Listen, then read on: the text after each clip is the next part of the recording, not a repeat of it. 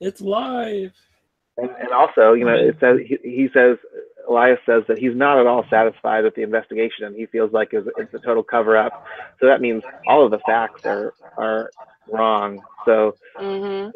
who's dead, who's alive? You know, we already know that we've found a live member of the expedition. Well, it's a couple, right? The bad guys too. So maybe none of them are dead because we know Carlisle's in the sanitarium, and what was his name? Penhew Mm-hmm. was alive.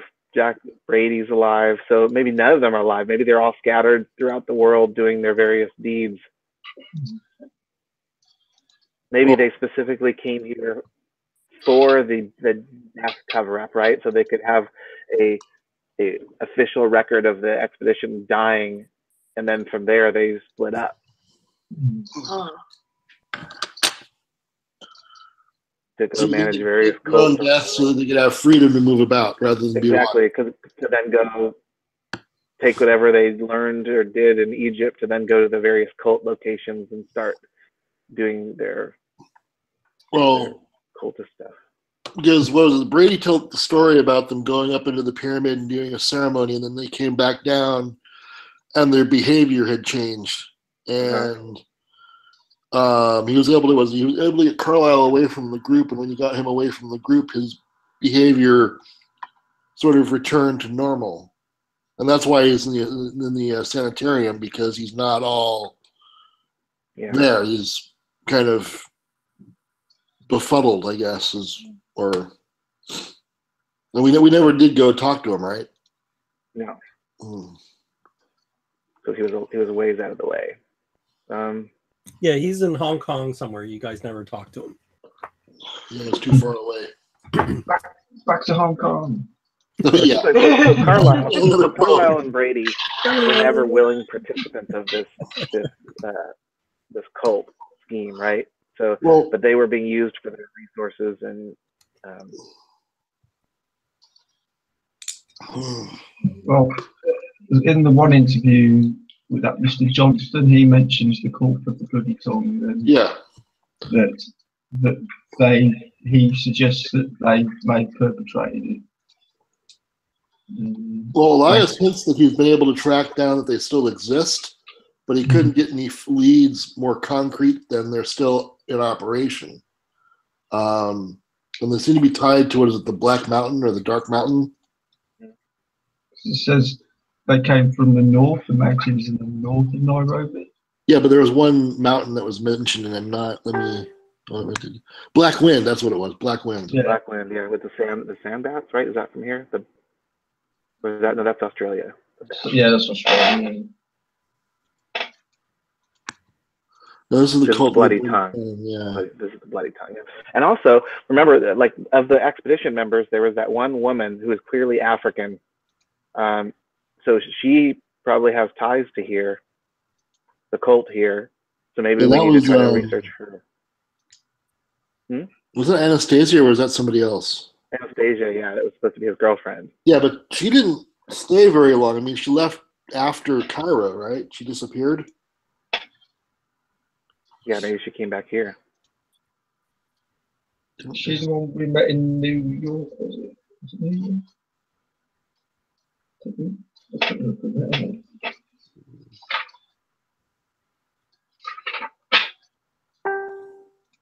I mean, maybe she's still here because maybe she came with them here after Egypt and then engineered the whole massacre thing.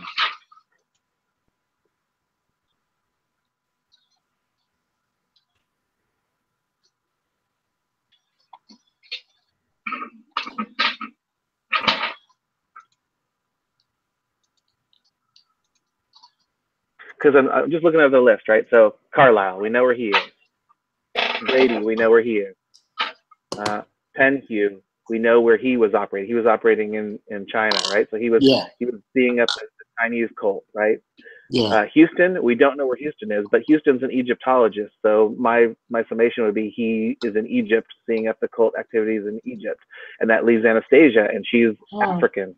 So she may be the leader, or at least very integral to the African cult operations, which means she may be here seeing up the cult stuff here. Yeah. Wait, which one was the psychiatrist that Carlisle went to that had suspicions about Anastasia and being worried about her being on the expedition, feared that she would like take control over Carlisle or something like that? Was that Marsters or Houston? Oh yeah, he was on the expedition too. Yeah, what was his name? That's what I'm trying to remember. Was it Masters or Marsters? I'm blanking. There's a Marsters on the list. Yeah, I'm trying to remember. There was a psychiatrist back in New York whose notes we got, and he made some comments about Carlisle's dreams and whatnot. And he didn't like Anastasia, and he was suspicious of her, and he was worried about her having an unhealthy control over Carlisle or something like that. Robert Houston. Houston, okay, that was Houston. Oh, that's Houston. Okay. Oh, Marsters is that's a female, like female socialite. She's like. Oh, that's right. Yeah, that's the one I was thinking of. So we have three We don't people really we know their whereabouts and whether they're active or not. Yeah. And we have two people that are. Well, actually, we have three people that are missing. Yeah, So but they're likely not dead, right? Because none of these people are supposedly dead. So it definitely seems like the murder, the slaughter, was just a total cover up to be able to stop their trail. Either they're active participants in this, or they were duped and now they are have been brainwashed, or they've been or they've had to flee, or they're dead, right? Or they're dead. Yeah. Either they're being controlled by someone or something, or they're dead, or they're actively involved in whatever's going on. This whole threat thing, the whole whatever that was on the island that we saw that looked like a big cylinder with. Yeah, if you look at the handouts, if you go back to New York City, there's a bunch of them that talk about the Carlisle. They're newspaper articles about the Carlisle massacre. Yeah. Well, in the notes that Jackson Elias has, they were all the bearers. They were not any of the Europeans or Americans that were found. It was all the porters and the people that were carrying things. All the locals that were found slaughtered. Yeah. So if you look at the newspaper articles, there's from Mombasa, I think, right? Yeah, one says important visitors. It talks about leading members of American Archaeological Expedition. And then there's the one, Carlisle Expedition feared lost. And then it says Erica Carlisle arrives in Africa. And those have a Mombasa Reuters byline.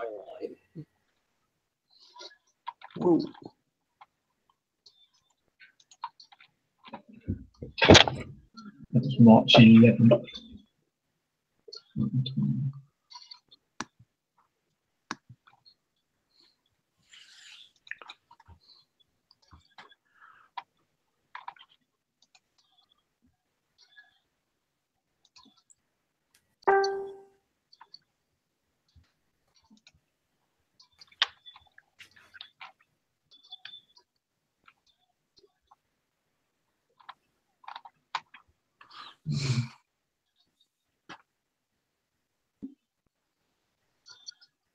Okay, it says the cult of the bloody tongue was led by a high priestess. Oh. I'm reading the notes about his interview with John Stone Kenyatta.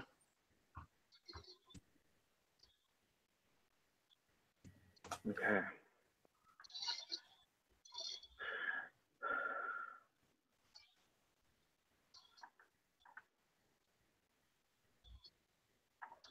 Oh yeah.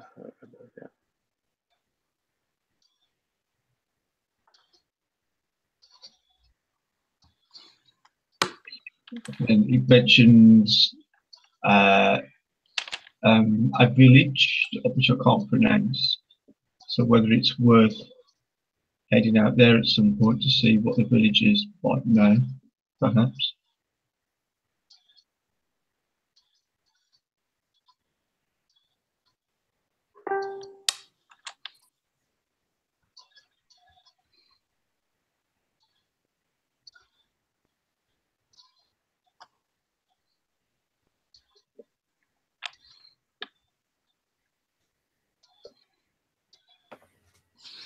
Hmm. Oh, I think by now you're all healed up of your damage because after what happened on the boat, there was another week of travel, so Yeah. I think you are all healed up. Good. Okay. So this note about him finding the guy who knows that he saw Jack Brady alive in China, we've already gone to China and followed that up, so that's not really relevant. So this interview with Lieutenant Mark Selkirk, Yeah. he knows where the massacre site is. So I think maybe we should go contact him and have him take us out to the massacre site, maybe conduct our own investigation and see if we can learn anything or turn up anything. Well, I don't know what we're going to be able to find because this was what, about almost a year ago, maybe more. True, but I mean, if there's an artifact, pieces of broken weapons or something, maybe they're still there. Maybe there's Or at least it'll help us get the lay of the land of where this all happened. Yeah. See the yeah. I mean, maybe we'll get a clue to the cult, right? If something was left behind, or who knows. But that might be a good place to start because he seems like just a unrelated, reliable point of contact that could take us there. Oh, as a side thing, since you had a week of nothing to do on the boat, you actually can do shipboard activities for the peaceful week as you heal up. Yeah. Did you guys want to try to do Sure. Like, skill improvements? What can I learn? Well, it's back to you first have to make a hard POW success to not be distracted by all the wonderful things. Mm-hmm. And then you can, the choices are you can do skeet shooting, there's saber classes, there's handgun practice, there's gymnastics, there's swimming practice, there's wrestling practice, boxing practice. You can also learn other languages. And you can also gamble with people at the cocktail lounge and stuff and increase your credit rating possibly. Fuck's sake. Nope. Oh, my dice. so we have to do a test of what? Hard POW. You have to make a hard POW to resist Hard. resist all the dancing and socializing and My pound went down. Oh, Jesus, there's no way to pass that. Nope, 98. That's a good start. get that out of the way. Yeah. Not sure. All the socializing, steerage. Hey, kitty. Oh, I'm not allowed to move. Then she immediately starts talking. Well, at least she's not whacking your keyboard, right? What the fuck? Why should she do that? Well, some cats do that, right? They lay on your keyboard or play with the keys. Yeah, that's true. I made the hard POW, so how do I choose? Then you can choose some daily activity. I made it 2. I think I'll try. I'll improve my handgun just because I think that So they do have a handgun practice. like shotgun. I think you'll automatically get it. So Shooting. Can I do handgun and skeet shooting? Is there? they have skeet shooting. That's shotgun rifle. So you automatically get it. It's a die for -1, so you can get 0 to 3. Well, they also have a handgun skill. Straight up. Okay. If you want to do that. So pick whichever one you want.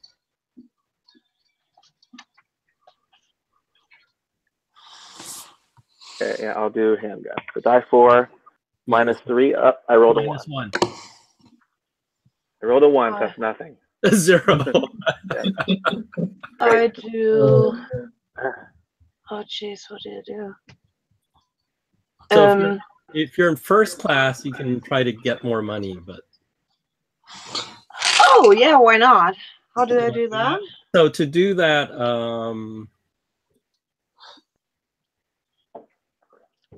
that one you have to add your credit rating, fast talk, listen, and psychology, and you have to. And then? If results equal or less than the total, increase credit rating. Oh. Okay, credit rating, what else? So you had your credit rating, fast talk, listen, and psychology. Fast talk. So I think this sounds like poker. I'm already over 100. Oh, then you automatically make it, I guess, unless you roll double odd. Let's see. No. Okay. Okay, so 1d4 minus 1. Yeah. Your Cool. credit rating. 3. Yes. Perfect. So is that everybody then? Yeah, I didn't roll good enough. Okay. So that's just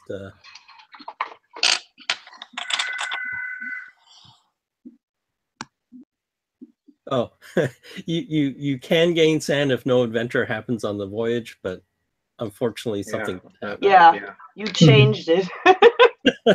Yeah. Okay, so that's that's just the interlude. But we gain sand from dealing with the problem. You did. So, okay, I read this note about when Elias went to the massacre site. So he said that it says it's known as the cursed ground, and it's the scorched earth area, and like none of the locals and even his guide abandoned him and ran away and refused to go. So we may find some difficulty finding guides to take us there, and we definitely have to prepare to be out there alone. So it's like a day's walk from that nearest town that he journeyed from. How will we find it if we? Where they actually got there.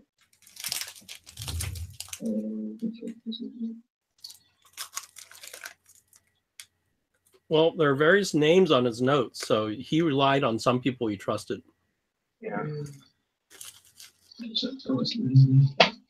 mean, maybe this major can help us. Jonathan Kanata, was that his name? He seems like an up and up guy. Elias doesn't say anything shady about him. And he knows where the massacre site is. Yeah, that's the guy that found it. And yeah. To say there wasn't any death there. Yeah, he might be able to recommend some guides that could take us there, or how to find it. So maybe we should start with him, because he should be pretty easy to find. Didn't it say something along the lines of they hadn't decayed much, and there was no smell of death? Yeah, and they found no white bodies, only the dismembered black porters and so it might be that site is like a ritual site, right? If it's scorched and nothing grows there, maybe they had to go specifically to that site and they did some kind of ritual and sacrificed all of the help. Well, it also says that they bodies were torn apart curiously. They were, didn't look like an animal, or at least not a normal animal. Yeah, had done it. So and nothing like goes there. So it's like no animals bothered it, nothing. So yeah, I think something definitely bad happened there. So we might want to go there and do the ritual of the Eye of Light and Dark. Maybe just to kind of do a little cleansing. At least, minimum. If we don't find anything else.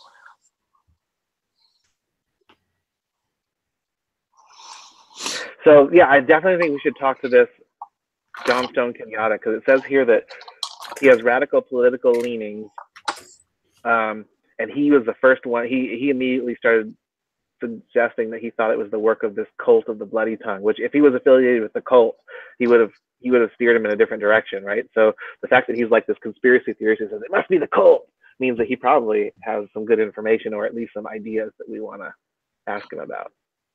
Well, he was also someone that Elias Jackson was sort of skeptical of, but then he didn't know what we know now. So yeah, correct.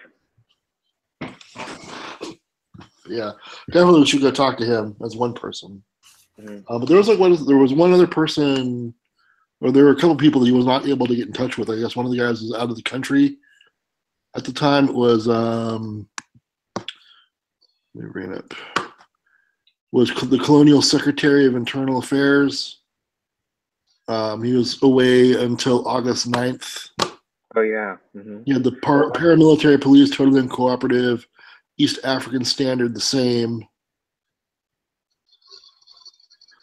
We had the, what was it? Kikuyu Central Association. He didn't note anything down. And Nandi, Masai, Ludos. I don't know if that is one of those people of that group or what. I don't know. I forgot anything of the Cairo portion of Carlisle's itinerary. This was that note that mentions going over it again with a fine-tooth comb. Yeah, I remember they went to from London. They went to Cairo, and then Yeah, and then here. Yeah, and then they went to here. Oh, where is the... I wish they gave me a handout for that. We're definitely going out of order, so we have to take that into account. They went to Egypt. Then they went to Nairobi.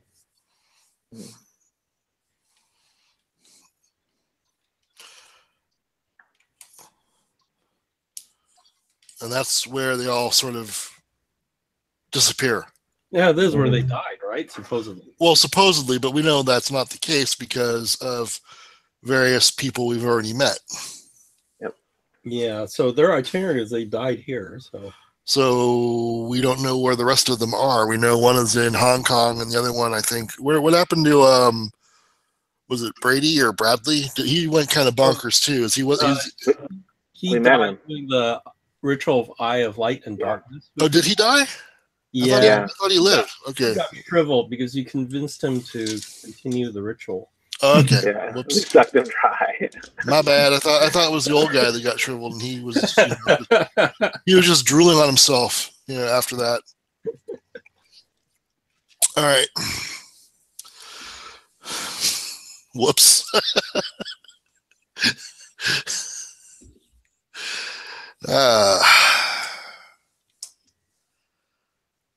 Oh, that's right. That spell's one of those spells. Never mind.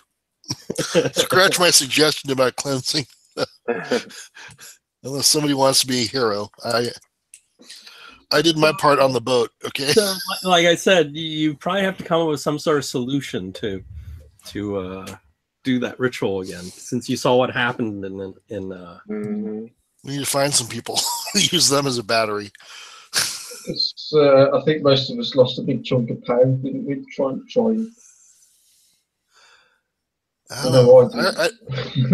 I had already lost a big chunk of POW earlier when my arms became noodles, and I had to make them come back. I still have a lot. Because I'm vain like that. I lost 21 pounds. Oh wow! Yeah. That ceremony. All right. Wow. Yeah, they don't come back either. Damn. All right. I put it on a little post-it note on the computer screen. Oh, whoops. So Timmy is right that you need to find some people Need willing to to do the ritual. Gotta get some shaman, find the witch doctor and tell him what to do. Well, I said the previous group came up with a really good solution, or I think I came up with a solution when we played a different game, and I think they used the same idea when they did this one. So we need a lot of orphans. That's what we need. A lot of orphans. Do you tell Marlene what you're planning? For the background? No. Okay. Really, you should get all of them into this, right? Well, she may not believe. the way it's going to come across is going to come kind of like they're going to say, "Are you really a Nazi?" So Marlene probably believes more now she saw that weird worm. Mm-hmm. Well, yeah, I'm definitely okay. I to the group, I'm really interested in doing the ritual on that clearing where the victims were found, but we're not in any shape to perform it ourselves. So we have to like get some people that would be willing to give us aid. And by aid, I mean have their life force sucked out a little bit. A big favor. Stare at you. Not sure if you're joking or crazy or Okay. whatever. You saw the bug guy on the boat playing the big organ, right? Who? The big bug thing that was made of bugs and things, and was Yeah. playing the organ, and it like went on fire and it died. That thing, yeah. So we're kind of getting into the rabbit hole, going down the rabbit hole here. Yeah, trust me. That's just the tip of the iceberg. Yes. Now, if you're the typical white racist person, right, of this time period, I don't even want to go there. you are in Africa. I know I'm an African. I know it's the time period. And I was like, hey, what are a few Africans, man? Terrible. Yeah, I know. I'm feeling bad now. Stop it. You're gonna have me going like through PTSD like I'm in one of Gil's games.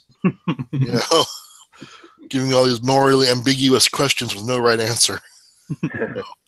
I can either save the nuns or the orphans, but I can't do both. Yeah, save the elephants. Save the elephants. Because the nuns need to save themselves, right? No, I'll save the elephants, man. Let the nuns all go. Mhm.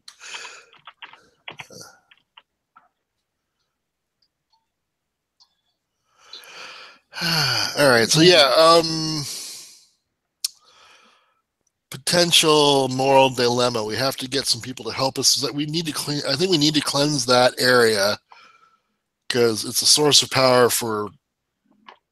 I'm going to use the really bad term. The bad guys. I use air quotes. What about prison? Get a few people out of prison. Didn't one of the just wondering if one of these mentioned, I know it mentions a village. I'm just wondering if the people in that village would be willing to help. Well, I think we should talk to what's his name, Kenyatta or whatever, and see if he has people that would be willing to volunteer their services. And by service, I mean life force still. So what are you going to tell him? Are you going to tell him the truth? Or are you just he's on board. He knows what's going on. He's drunk the Kool-Aid and gargled it and all that stuff. The good news is you guys are gangsters, so you do have, some of you are don't have some moral qualms. Well, I mean, gangster is a loose, very broad definition of what you do for a living. I think Nate isn't really the typical criminal, for example, right? No, but I realize that this is a bigger deal than a few lives. I'm not convinced we need to purge that site yet. I think it might just be a massacre site, and I don't think it's like key to the. Well, it's obviously a place where sacrifice was committed, and like the bodies didn't decompose; they stayed there. Yeah. No animal touched them. No animal ate of them, and it's like just not good juju. Yeah, but that may be just a result of the cult going and doing their stuff there. I mean, maybe that's what they go do. So we should go check it out first. Okay, but I'm not saying we have to put ourselves at risk. I'm saying we get like a group of shaman or something out there, and we coach them on how to do the ceremony and let them do it, and then give them, just sort of make them feel like they're doing something to protect their land, kind of thing. And keep them. Yeah. And the more people died, the more it worked. Well, I don't want people to die. I just don't want us to die. That's the important thing. But we could tell them we can protect them whilst they do the ritual. Maybe we can. I don't want to outright lie to them. I just don't want to tell them the whole truth. But yeah. So anyway, let's go out there and see what we can see, and then we can start talking to some people and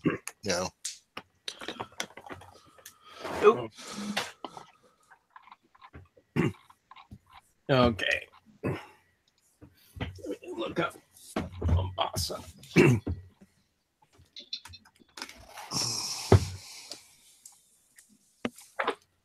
I think it wasn't.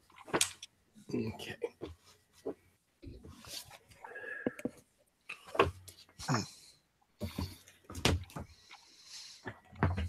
So when you get to Mombasa, it was it's actually a Arabic city, and it was built on top of a where did I miss that? It was built on top of like a coral atoll, so it's like this weird island with a bridge that goes over to the mainland with a rail line that goes across. So I guess the colonials or the Arabs built this because it was protective. It's about it's a few centuries newer than Cairo, and it has about 30,000 people living there. It has a mixture of Arabic, African, Indian, Portuguese, and British.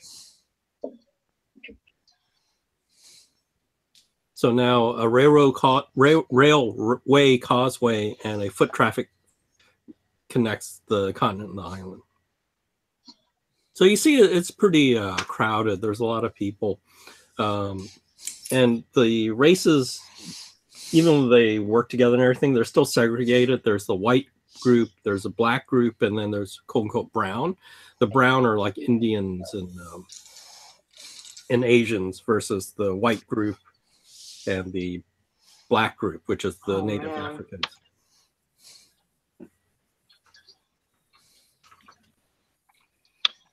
So yeah, there's a Ugandan railway that takes you from Mombasa up to Kenya. Is it like chickens in the train and all that stuff? Yeah, so this is how boy. they separate it. There's a wood-burning locomotive, then a wood tender, like where they have the wood they throw into the engine. Mm-hmm. Then there's a flat car where the blacks and the freight are. Because, you know, in trains, the best class is in the rear because the soot and everything coming out of the engine gets blown onto the immediate cars and behind it, right? No. The worst class is in the front. The best class is the rear. So flat cars that were the blacks and the freight are, and then the next one's the mail, the baggage, and more freight. Then there's third class, which is the brown car, which has seats. And then there's a dining car, and then has a first class car where only the whites go. Seats.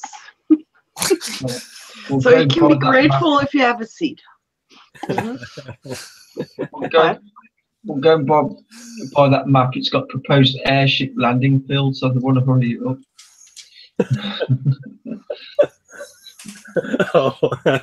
That's there in case they said in case characters want to take a dirigible or something there, but you guys aren't.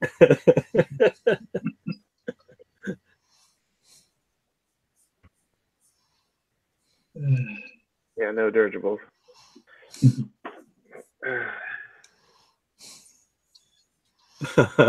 In the dining car, they do serve third class, but after you guys dine in the from the first class, then they clear out the whole table. They remove all the nice china and silverware, and then they put down like crappy tinware and stuff for the third class people to eat their meals. Yeah, and they get I think they only get one meal. You guys get more than one meal because you have tea and other stuff, right? And they don't. I think we should roll for the lower credit rating people in the party. No. No, this one race trumps all. So you guys are all white. So they will not put you in with the browns or the blacks. So the train trip will be 15 to 18 hours.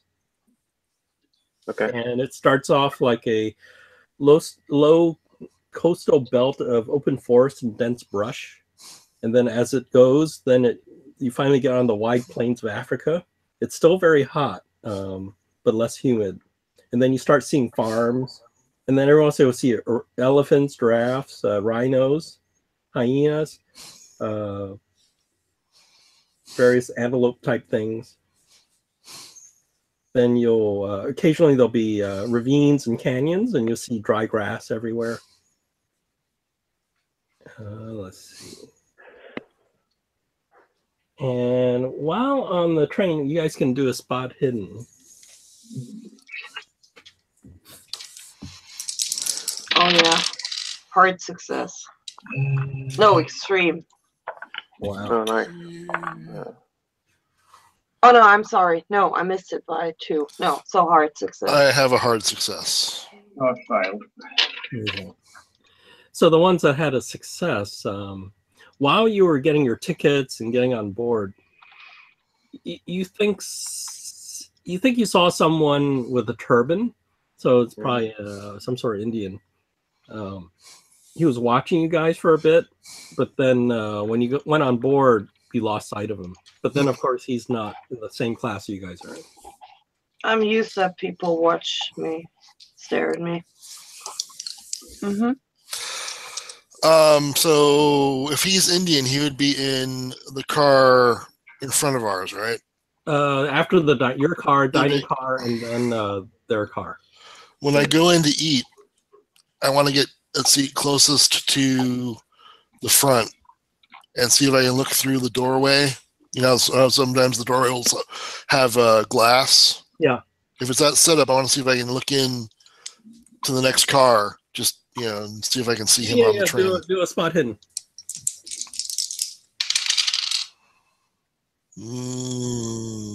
Not today, no. 67, no. You look around and you don't see him. There's so many people in there. I mean, they packed them in there, and All right. and they all look alike, you know. Wow! Wow. Oh boy! It's just like, you've seen one darky, you've seen them all. Yeah, you're trying to spot them. You can't spot them. It's just Wow. What the hell are you looking at, Tim? You seem to be really distracted by. I'm checking out my reflection in the glass, and I had some parsley between my teeth. You know, that's, you know. You're so vain. You're so vain. Well, you know, you look good for the ladies. You never know. You never know. Always be prepared. Shake my head and walk away. so as How did I end up here? as the train goes, you can see in the distance in the west Mount Kilimanjaro. Its top has I guess it's 50 miles away as your train winds around near it, and you see it has white mountains, so it has snow on top. And then you'll head into the Aberdare Forest as you head towards Kenya and Nairobi. Okay. So as you get almost near Nairobi, like maybe an hour before you reach there, and then this is after the sun has set, right after you see the sun go down over the horizon, and you get the sunset colors, right?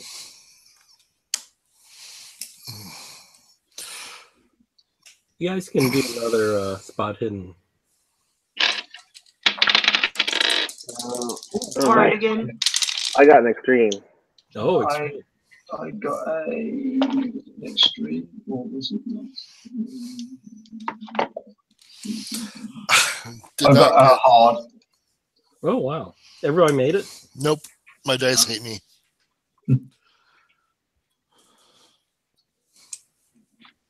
So the people with the successes, you hear some commotion in the third class. You don't know what's going on. There's some sort of screaming or something like that, shouting and screaming.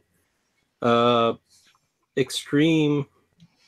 So Nate is like looking around, and maybe there's the windows, right, from the first class. You can pull down the windows a little, and you see some light like coming from the third class, but outside.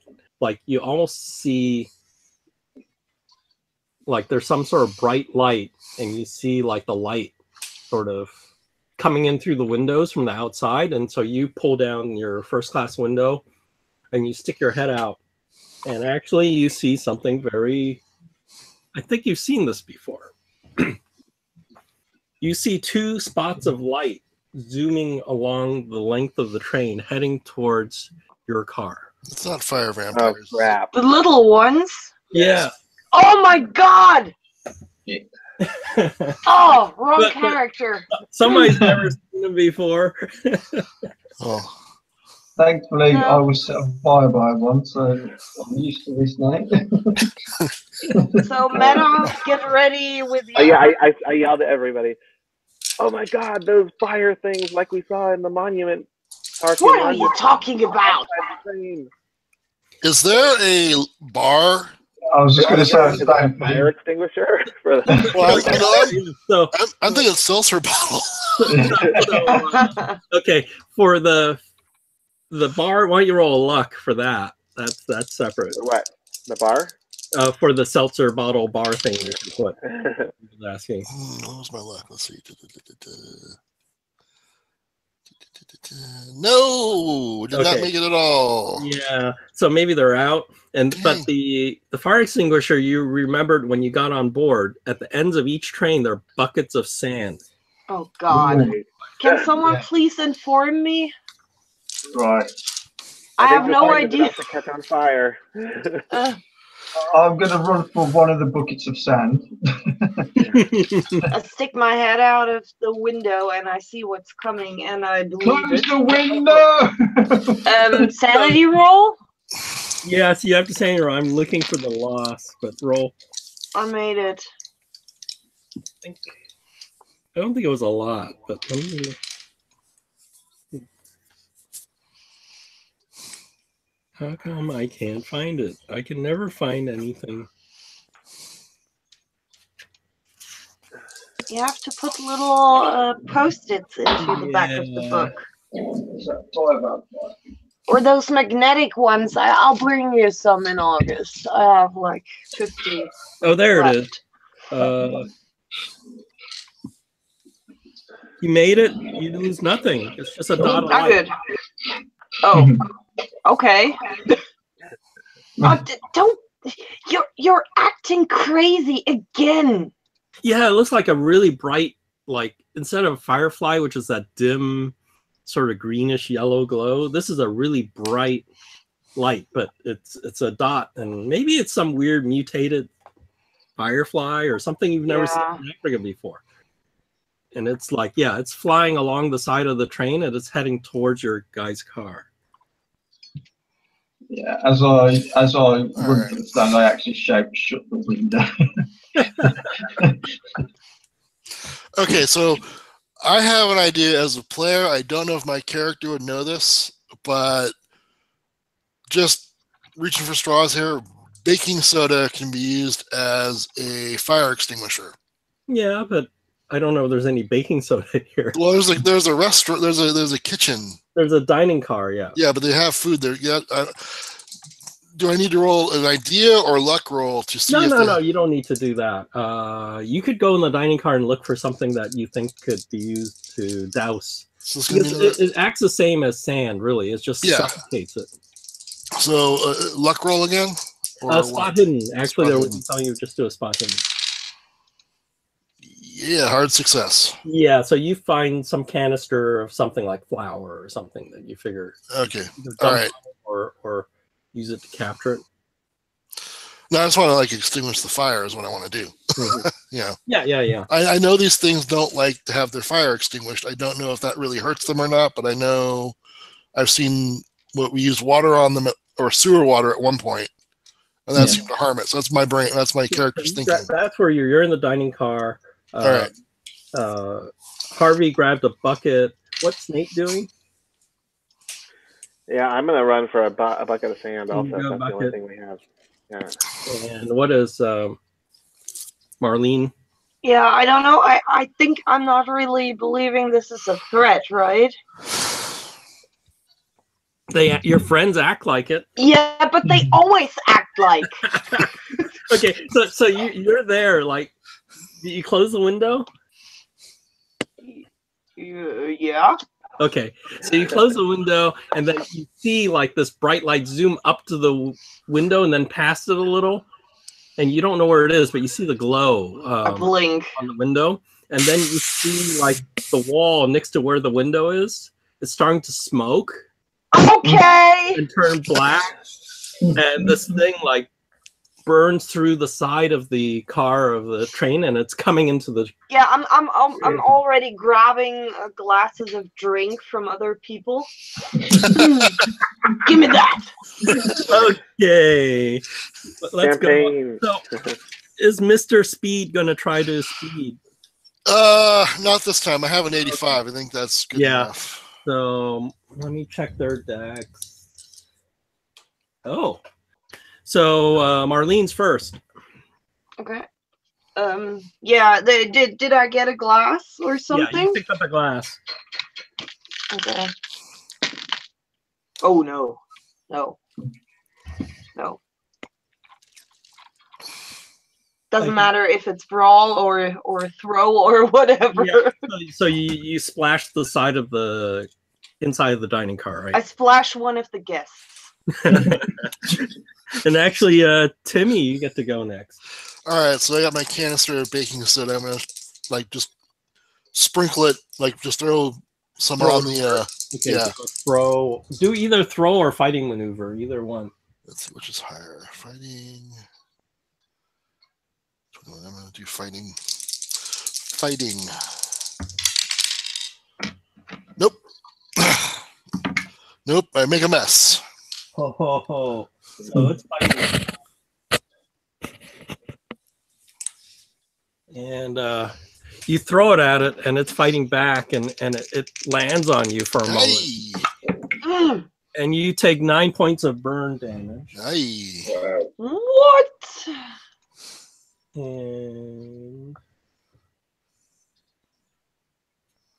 And then make a POW roll. Yee. My POW sucks. Yeah, I did not make my POW. Oh, and then this probably doesn't matter, but unless you go way negative, lose 9 magic points temporarily. Let's see. How much magic points you have? I have 3. Uh-oh. This is the bad news. When Oh. you negative, you lose. That means you lose 6 more hit points. Oh, balls. All right. So you're burning, and then it sucked the life force out of you somehow. Ah! Oh, God. There's 2 of them, so that's the first one. Oh, And then the other one is also burning through a side of the car, and it's coming through. I don't think you can win this fight, guys. I don't do this. So Nate,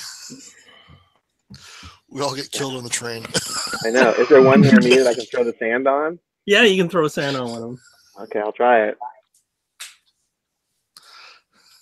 What, is that just throwing? Throw or maneuver. You can do a fighting maneuver if you want. What is that based on? It's your Would be fighting better- grapple. Either fighting grapple or throw, whichever one.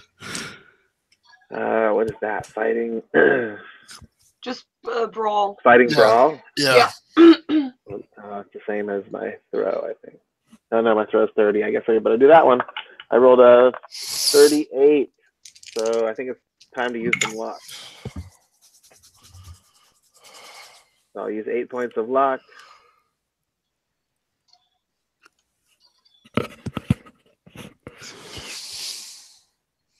Are you gonna do a success? Yeah. Okay, which is good because it also had a success. So as it's coming towards you, you throw the sand on it and you do die 6 of damage to it. Die 6. That's it, huh? That's all I'm gonna do. A 6. Nice. Okay, Ooh. so you throw it on there, and then there's like this hiss, and then you don't see it do anything. Like it's But now I'm out of buried sand. underneath the sand. You don't know what's going on, but you buried underneath the sand. Okay. Is there any water that I can, like anybody's cup of alcohol or there's a bottle of probably alcohol? some. I'm gonna dump it on the sand. There's probably some water. So then Harvey. I'll run up to the one that was attacking Tinny and attempt to dump this sand on it. Okay. So, am I doing an attack roll on this or a throw roll? Either one. I'll do attack because my throw's in very good. So, just brawl. Yeah. Oh, 15. I'd have passed it on throw and brawl. So- Well, I'll go with brawl. I'll do a hard pass on brawl. That's good. Roll a die 6. Try 6. Oh, for flip's sake, 1. So you barely hit it. You notice it dimmed it a little, and it's still there. And then it's up to the top. It's Marlene again. Okay. Can I grab another glass from somewhere, or did everyone run already? And No, there's throw some everything? glasses on the table. You can, Okay, you know. let's do that again. On the one who's not buried by sand. Oh shit. That's not good. No. Very close to a crit fail, but no. So you throw it, and it seems to have like dodged out of the way. Like Yeah, that little fucker. your UFO sort of like sort of non-geometric, non-Euclidean movement of some sort. Yeah. Okay, so then it's Timmy. I'm gonna try to find something I can douse this thing in, like someone's wide soup bowl or something. Okay. So doing my fighting brawl. Oh, hold on, I gotta reroll that.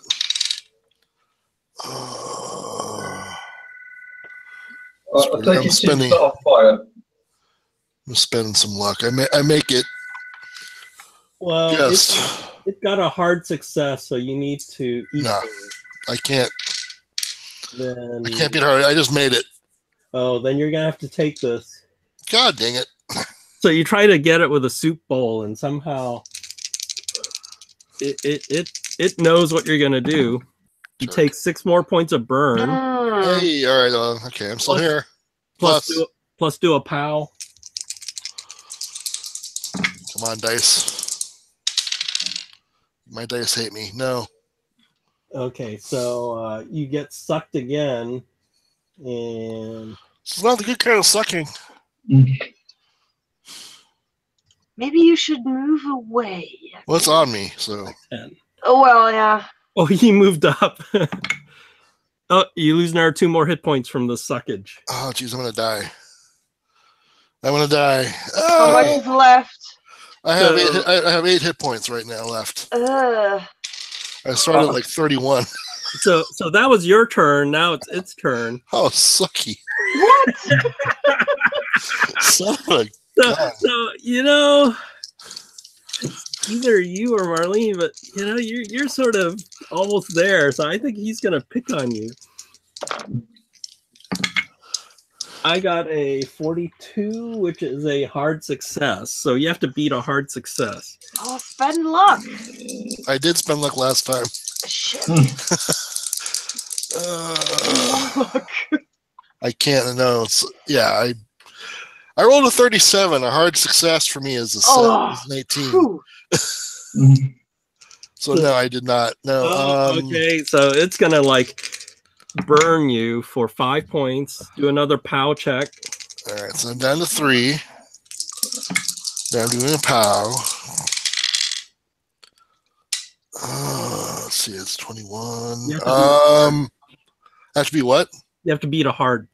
Jesus, how many points do I need to blow? Let's see, it's 10. I might actually be able to, yeah. So I need to have a hard success, or I need to have a Better than hard because it got a hard. So basically, I have to have an extreme. Yeah. There's no way I can do that Okay. with my amount of luck. Did any of these damages equal to half your hit points? Oh, my hit points were 31, so it hit me twice for like something like was it No, like but 10. none of them were like 15 or 16. No. All right, so I'm at 3 hit points right now. Okay. It sucked another 4, but you're really at 0. So Yes. you're at 0. But the good news is you never took a major wound. So you're just unconscious. Ah! I take, as I fall, I grab the tablecloth and just pull everything off. I just take the tablecloth off and everything is still there, okay? Okay. Okay, Nate. So you saw this thing hit Timmy in the face and it's like burning him, and then he just screams and falls and grabs the tablecloth and pulls it onto the ground, and miraculously all the plates and everything are still on the table. Okay, and I want to dump the bottle of champagne onto the sand. Okay. Oh, you mean the one that's flying around or the one that's down? No, the one that I got underneath the sand. The one you got underneath the sand didn't seem. There's nothing, no movement or anything there. Oh, okay. Well, are there any other buckets of sand? Well, you can scoop that up maybe with your hands. Or scoop it back up with a bucket. Yeah, I'm going to scoop it back up into the bucket. Okay, and you're going to do anything else? No, then I'll try to run to the... Dump it on Timmy? Is his face burning? It's on his face burning? It's on It's on his face burning. Okay, yeah, I'm going to dump it on his face. Okay.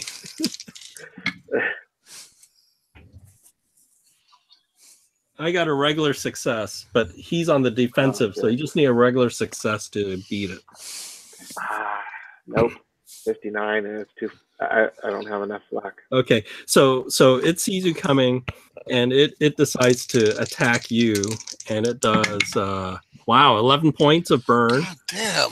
Let's do a POW check. POW check. We're all gonna die in the train. Okay. I got a normal success. Okay, you beat it.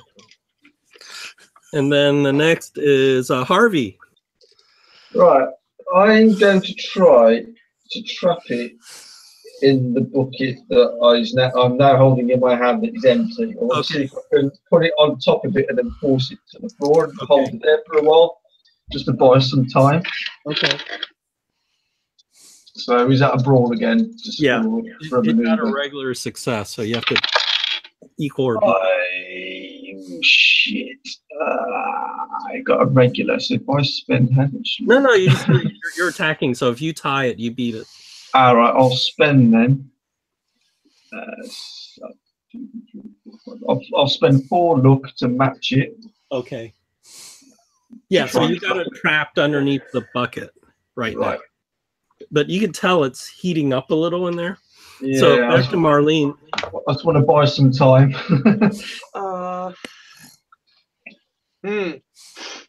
I'm shouting, get some water, goddammit.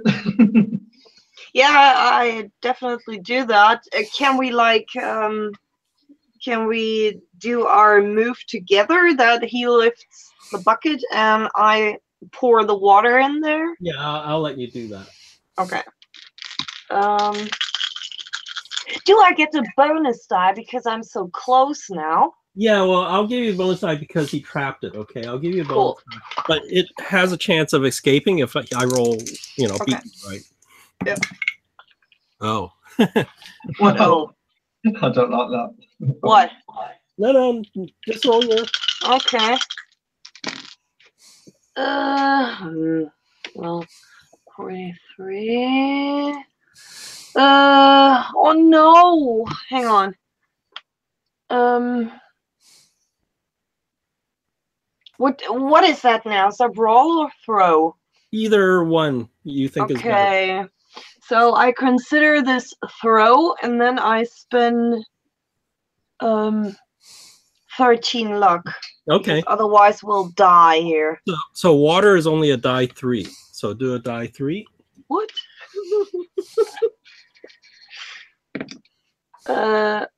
3. Hey, so you splash like a big gush of water from the cup or soup, and you hit it. There's all this hissing and stuff, and then it stops glowing, and you just see like this little black marble on the floor. Big sigh of relief all around. Oh man, I stare at Harvey, shaking my head. Welcome to the club. And Timmy's unconscious. But yeah, This is your there's some initiation. Good first news. aid. If you do first aid in 1 point, he's up. No. You critical fail. He's got the best first aid. I have only base. I've Oh. got 34. Or 2 people can try. So if you fail, somebody else could roll too, and that's a max though. Yeah, but we shouldn't play with his life with me having a base chance. I bet you guys have more, right? I've got 34. Yeah. Oh, that's better. Who else? Nate, what's your first aid? Base, it's a default, I think. Right. So I'll try with my 34. Oh my god, 94. All right, I'm not getting up there. And he's not geez. critical. Part of a fumble. I'll try. Hey, Yeah, I rolled you 14. try. I got a hard success. Oh, Okay. God. Roll die 4. Roll your die 4 for you. Okay. Yeah, I'm just too shaken up to, for the 5 vampire again. I rolled a 1. Holy, well, he's up. That's all he needs. All right, I get up. So you wake up and you see like Harvey was trying to scrape some burn marks off your face with a butter knife. Stop. Please stop. It hurts. All right. I try standing up. And I do a double take at the table with the still standing vase and the plates in my hand is the tablecloth. Yeah. So you know, it's horror of horrors. The first class car is mostly empty, and the only way to leave the car is either to go out the back of the train onto the tracks or run into like the dining room and into third class. A number of people have run into third class.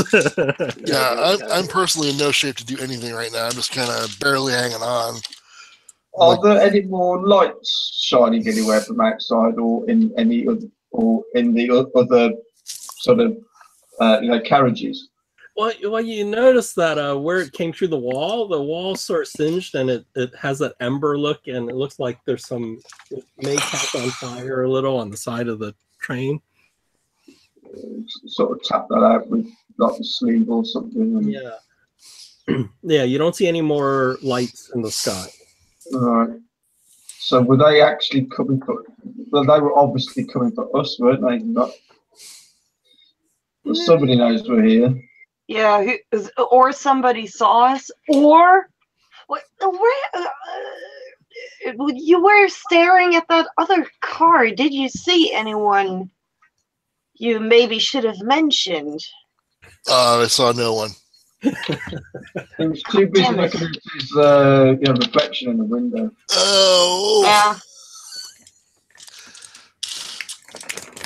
He's so banged. Where did it come from? From the front, yeah? You could investigate. You're still in the first class car. Okay, so I'm gonna lie down on one of the booths and just kind of.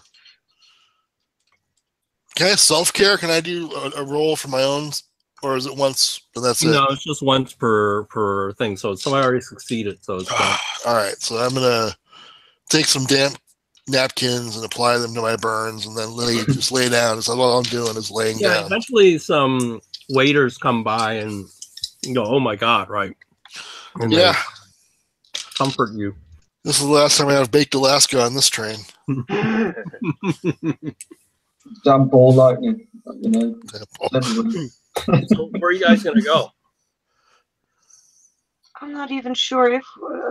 Because I didn't see that guy, so I wouldn't know about him. So I've got no reason to go anywhere else.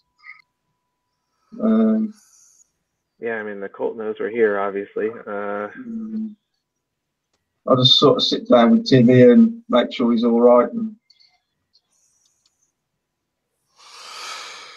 I hope that guy can't call them again. That would be, yeah, not good. so, what do you think about all this so far, Marlene? I don't talk to you about this. Are you ready to believe yet?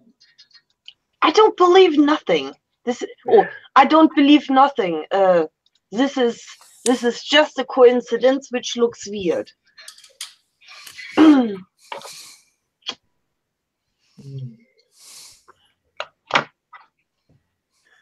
Well, do we get off this train or what do we do? No, the train's still going. You're 1 hour away from Nairobi. Yeah. We're here for the long haul. Oh, I thought it was Mombasa we were going to. No, we're going to Nairobi. The boat landed in Mombasa. And right, yeah, I got it. To Nairobi. Is there, if I look through the window to the other car, do I see someone staring very obviously or something? Well, try spot hidden.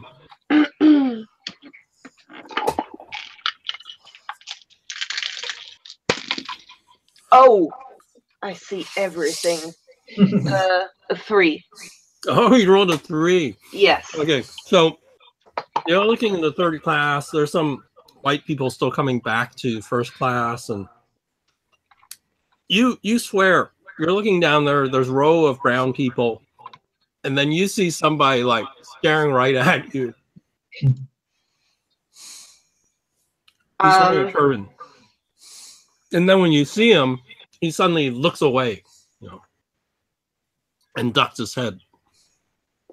Ducks his head. Yeah. I grab Harvey or whomever is standing close by, and I point. He looks suspicious. Which one? He hid. And I try and squint my eyes just to try and make out who Marlene means. Which guy? Which one? See the turban? See it? Ah, him. There. He already ducked. But we can probably see some kind of color behind someone. No. Well, you're in the other car, so are you gonna go over there and? Yeah, I open the door in frustration and I pull Harvey behind me. Okay, so you go through the dining car, and then you have to go to the third class car, and you notice that in the third class car, the first compartment's like the bathroom, and there's like sort of smoke coming out of the bathroom a little. Oh shit! Oh. I'll try the door. You open the door. So you open the door and you actually see the same scorch mark in their first class thing, as if something had burned through the wall and then out. Right. Oh, it's got out.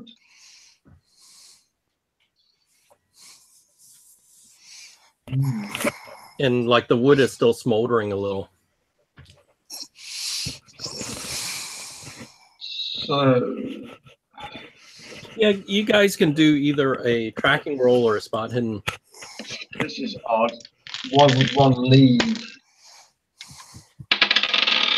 Oh, Hard success.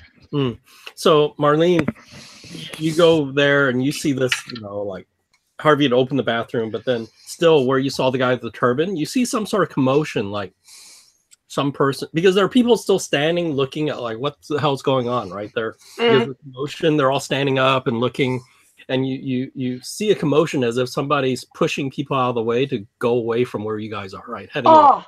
He tries to flee, and I press myself through the crowd.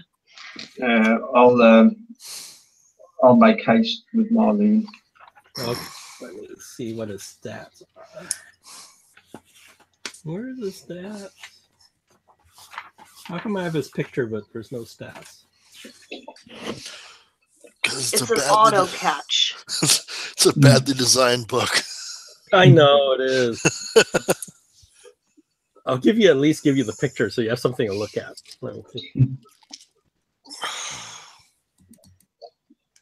And the name is horrible. They said they'll change the name in the revamp. I really don't care about the names. I don't know what people's problem is.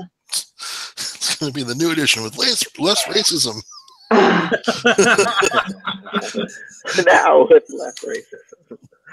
So that's the guy. That's the guy you saw looking at you. Oh yeah, that's like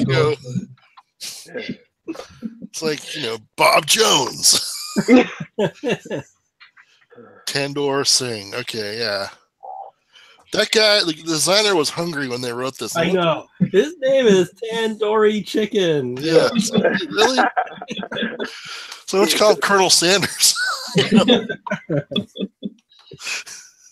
They did mention that. Yeah, this name isn't that great. We should change it. Like, when they wrote the book, they just couldn't be, they couldn't be bothered to actually research Indian names. Well, I think back then there's no internet, so it was a lot harder. Well, I mean, wow, the library is so far away. Yeah. You can actually definitely see the difference in just what this book. This originally came out in the late '80s, early '90s, or something. Let's see, what's the publication? What's the original copyright? Oh no. Oh, 84 is original. 84, yeah. But it's funny, they didn't put down his move, which was what I was looking for. What's your move, Marlene? 8. So you guys have the same move. Oh no. We're gonna do a chase. No. Okay. Roll con. No. So why not? Well, let's see. You're here. My move's 9, which is slightly higher. Oh, you're a little faster. Yeah. But we have to roll con first, don't we? Let me look it up. I haven't done this. We gotta do it right and see. Oh damn. I dreaded it. At least you're doing it, not me. Yeah, I don't know if you need to roll the con right away. I think so, to determine if you get a plus or a minus on your move or something. You're right. Okay, so Yeah? speed roll. Make a Okay. con. Regular success. Okay, so if pass, it's nothing. If extreme, you get a +1. If you fail, it's -1. Okay. So what's this? We have to roll. Roll your constitution and percentile, and see what type of success you got. Oh, crikey. I have a hard. I was so close to an extreme. What's an extreme? For a hard. So you're at 9. Okay. So I've placed them.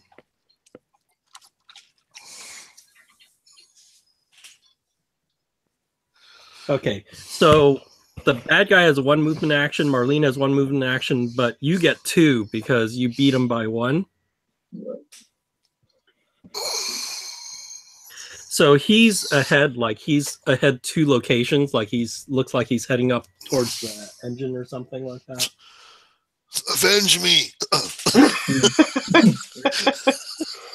So it's in Dex order. Let's see what his Dex is. Okay. I wonder what my reaction would be if I pulled out my pistol and a pack train. Oh, Marlene, you go first. So do you want to just move ahead 1 location? Yeah, go after him. And then he goes. So he's moving also 1 location up. So he's still 2 ahead of you. But Harvey now gets to go. So he can move twice and try to catch up. Yeah, I sort of run past, push past Marlene, and I'll try to catch up with my extra one as well. So now you're just one behind him, and he knows you're catching up with him. So where are you guys? Let me check. He's going to fireball me now or something, isn't So he's moved into the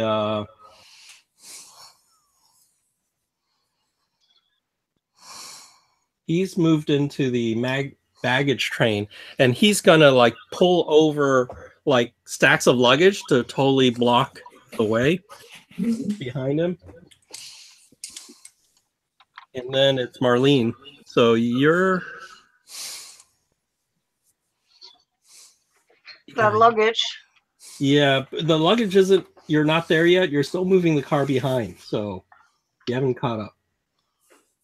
Was there something about sprinting or something? Yeah, I think you can. Let's see. Can't remember what negative side it had. Hazards. It's one thing that I've not actually run in a game yet, chasing. Yeah, I want to just try this. This is where it's supposed to be, right? So.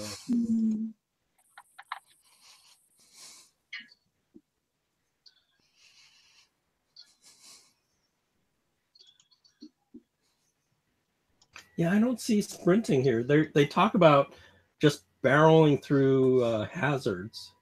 Oh, okay. Yeah, then in that case, I just move, of course. Okay. So you move up one more. So this will take you to the baggage.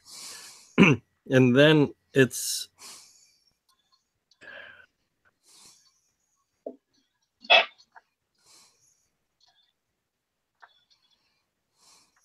Yeah, it's Harvey. Yeah, I'll continue pursuing. I take it I've got to try and get over this sort of baggage that is. So you can use any of your skills that you want to try to get past the baggage. Right. If I did a strength, could that be classed as like plowing through it kind of thing, just forging my way through it? Yeah. So basically, you look at your skills and stats and decide what type of technique you're going to get past the hazard. Right? Yeah. So you have two choices. Either you could do that, or if you wanted to, so you just do that, or you spend an extra action and you can do it cautiously. But since you're trying to catch up with them, probably you just want to try to do it, right? Yeah, I'm just going to like plow through it. Muscle your way through it. Yeah, I'm a big guy, so. Oh, for fuck's sake. 91. Oh. So this will either delay you or like some baggage will fall on you, or you can try to push it. Yeah, I'm going to try and push it. You're going to try to push it? Then, okay. Because I've got a high strength. So okay, you're going to risk it, so baggage landing on you. I'm going to just put all my weight behind it and just shoulder my way through. Okay. Oh my God, 93! Oh my God! Take 6 points of damage as luggage falls. Oh fuck! You got the big steamer trunk fell on you. You do have another movement. Right. I might just do it cautiously now. Oh yeah, I'll go through cautiously because I've hurt myself trying to get through. Okay, roll again. That's better. Okay, so you got past the barrier. Now I got a 1. Believe it or not, the time when I needed a 1, I've got a 1 now. Oh my God. Okay, Marlene, you're right at the baggage. Can I climb over it? Yes, you can. Okay. Climb over me. Climb or deck. Yeah, that's a regular success. Okay, so you're up to where he is, but then it's his turn, so he's gonna run to the flat car area. Okay, Harvey, you get your 2 actions. Marlene just went by you. Maybe because you pushed the baggage out of the way, she was able to climb over it. Yeah. Thank you. You're welcome. Pick myself up, and I'll do my 2 actions again to try and catch up. So actually, one action will let you catch up with them, and then you can now attack them or do something to them. You've caught up with them. Right, I'll try and grab hold of him by his collar and. Okay, so you're doing a grapple maneuver. So let me see what his. It needs interrogating. He's going to fight back. Oh, he has a meat cleaver. Oh Oh no! my god. Look Where'd how that come happy he from? Pulled that off sounds. underneath his hat, his turban. Roll your maneuver. Already now. Oh, extreme. I've got a 3.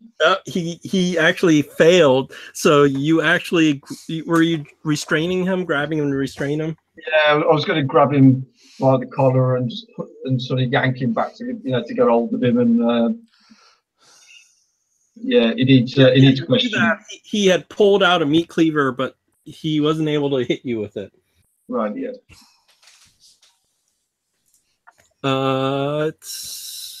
Marlene, Um, you're there. You just saw Harvey just grabbed him. Disarm him! Disarm him! can I Oh, jump yeah. him? Yeah. Yeah, you can jump him. You get a bonus Okay. die. Actually, no. I try to take his meat cleaver and pull it away Okay, maneuver. with a bonus die. Yeah, because Harvey has him. Okay. Oh wow. 54. Hang on. Shit. No. No. Yeah, he Sorry. also, you tried, sort of waved out of the way, but he wasn't able to hit either of you with it. And then it's actually his turn. Shit. He's going to try to break out of Harvey's grip. Either you can use your grapple or your strength, Harvey, whichever one you want to do as a contestant. I'll use my strength. Okay. And I got a hard success. Yeah, he failed, so you still have him in Cool. his grasp, in your grasp. Do you want to do anything? I'll try and pull him down to the ground and hold him down on the ground. Okay. So I'll take it. This is brawl again, or Yeah, brawl or strength. I'll use strength because it's better. So I've got a regular. Okay, yeah, you hold him down. He looks like you've got his arms all like at a side and you're holding him down. What are you gonna do, Marlene? He still has his meat cleaver, right? Yeah, but it looks like Harvey's got both his arms pinned. But Okay. Yeah, I'll still take it so that he's not as much as a threat as Okay. he's now. you get a bonus die, and then it's against his Mhm. strength. Oh, thank God. Okay. That's a hard success. Oh, yeah, you pull it out of his hand. Okay. Time for some questions. I think so. And I put my knee into the small of his back. He's dangerous. He summoned these monsters, so be careful. Mm. Who are you? So, are you going to which social skill are you using? You're intimidating him, I assume, or What's my mine's 50. My intimidate's not very good. Mine neither. due to the situation, you'll get a bonus die. But Yeah. Chop off a finger with a meat cleaver, and suddenly your intimidation skill goes up considerably.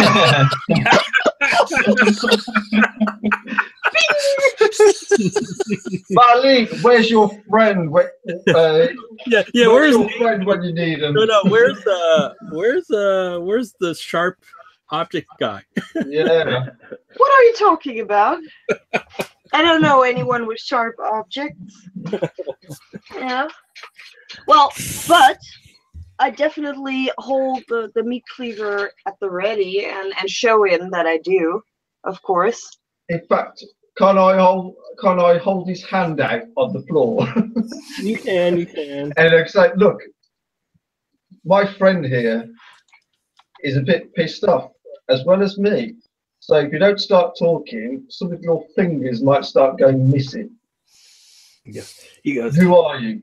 he goes, the bloody tongue will have you murdered. Well, they tried now. They tried now twice. Where's your boss? Yes. They are everywhere.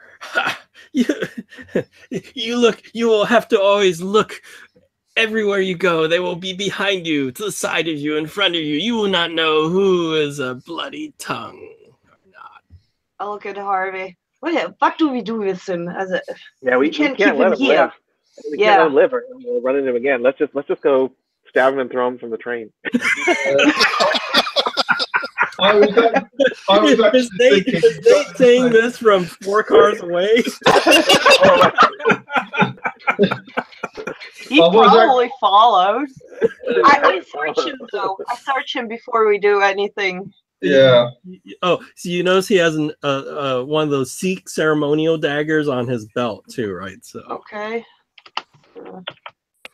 So, did you summon those fire demons?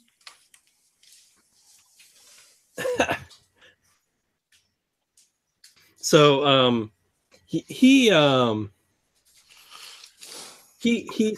let me look this guy up. I'm curious. He's annoying me.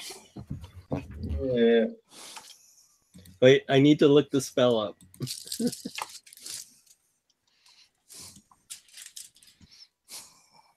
I have to see if it's a 1 round thing or less.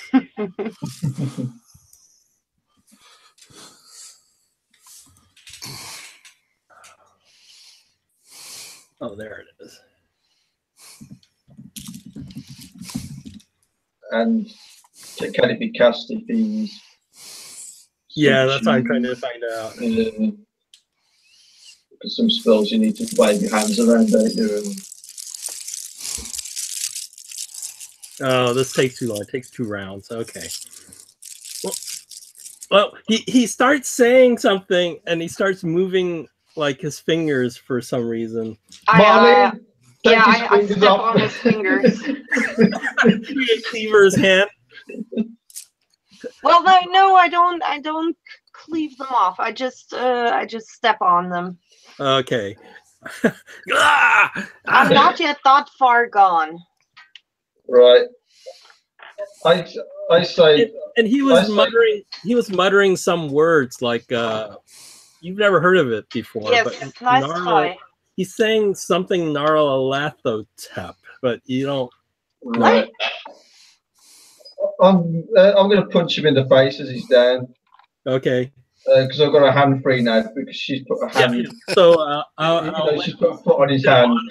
I'll let him. Oh, you'll hit him automatically, but why don't you roll your fighting grapple? If you get extreme, you do max damage, right? Otherwise, you just do regular damage. Right. Yeah. Oh my god, I've got an 8. So you I got an extreme. Okay, so you do max damage. It's your that's 1d3 plus 1. So that's 3 plus. No, 1d3 plus d4. Sorry. So you do 7. So you do 7 to him. Yeah. Oh wow! So you whack him, and I think that's. Yeah, he goes unconscious. Oh. Well, Marley, what do you think we should do with him? Well, definitely overboard. We don't need him on here. Yeah. Oh, and the car you're in is the flat. So actually, it's easy to just tip him off the side if you want.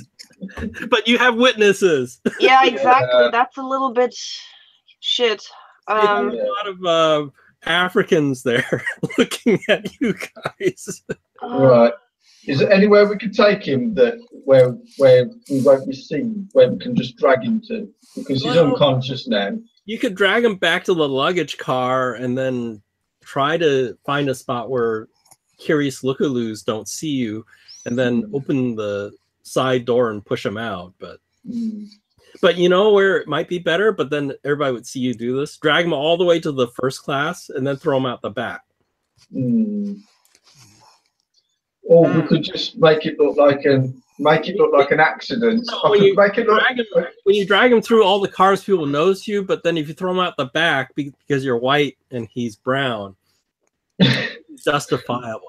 And since it's out the back, it may not kill him, right? And you're just getting him off the train.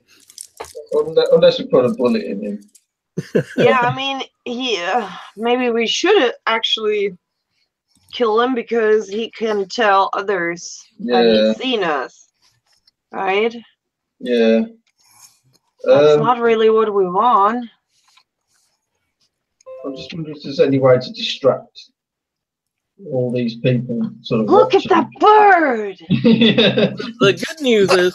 The good news is maybe they won't be able to recognize you. But you know, Marlene is maybe more distinguished than anybody else. So Let's drag him to the back of the train, and as we're dragging him through where we were sitting, where Nate and like Timmy are sitting, go, Ethan. We found him. We're just going to the back of the train. so you're gonna drag him, okay? Yeah. I give a thumbs up. And then you drag him to the first class, and as you drag him to first class, some of the servers and the stewards go, "Oh, he can't be in first class." They tell Shut you up! to take him to first class. He won't be here for long. I'll let you roll. Let you roll intimidation with a bonus die, considering for the shut up. I should. I totally forget always that I'm not Spencer. No. They go, "I'm sorry, madam, but he's not allowed in first class, no matter what condition he's in." So please. I was going to say, can I do charm?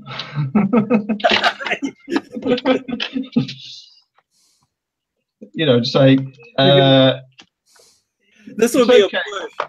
This will be a push if you try charm because you already tried intimidate. In fact, what's your charm? I bet your charm's better than mine, isn't it? Mine is 50. Mine is. Where's it gone? Mine's 60. Oh, go ahead.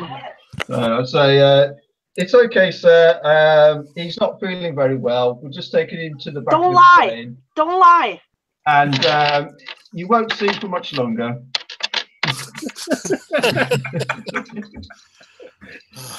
He needs some fresh air, and he's going to get plenty. Roll your charm. Oh, 37. Okay, they go, well, okay, just this once. Once he's revived, you must bring him back to third class. Mm-hmm. Yeah, it'll be okay, and I'll have a drink waiting for me when I come back. Okay. And You pull him through. You see some people like they're throwing like tablecloths all over some burnt marks, and they're like put some drapes over the burned hole in the first class area. So you got to go out the back, right? The back has a railing plus the for the very back, so you could take him over there. Or you just gonna push him out the back? No, I thought about a bullet, but that's going to make a noise. So I thought getting the knife, base of the neck, going upwards into the brain, and then you twist it to scramble the brain, pull out, Wow. and then throw him over the railings. Oh, Harvey is far gone. You're volunteering for a sand loss here. There's no save because you're just cold-bloodedly murdering this guy and throwing him off the train. Yeah, For me too. it's for the greater good. Okay, That's- we look for the cold-blooded murderer, sand loss. That's how I'm seeing it in my head. It's for the greater good, because everything that he's seen at the moment that's nearly sent him nuts. Do I have to roll 2 because I see that? Are you watching him do this? I guess you are, huh? Yeah. You get a save throw, right? Oh, 5. Yeah. Yeah, so you're okay, but he's doing this voluntarily. So take die 6 sand loss for murdering this guy in cold blood. Welcome to the club. I've got a 2, so I'm You down to lose 20. 2 for cutting his throat and dumping him off the train. Goodbye, Basically. Tandor Singh. And I sort of wipe. I take out a handkerchief and I wipe my blade and I put it back in the sheath and yeah, just stroll back through first class and see if they pour my drink yet. This is terrible, I say as I come back. They knew we are here, but we Yeah. took care of it that he won't tell anyone. No, you'll get used to this, Marlene. I'm not sure I will. Do you want a drink? It's on me. Yes. In Yeah, fact, you notice the bartender's not even here now. It looks like it's a free open bar, you know. Good. Right, I'll buy everyone a drink. Well, not everyone in the train, just our party a drink. And because I think we all need one. Oh yeah. Yeah.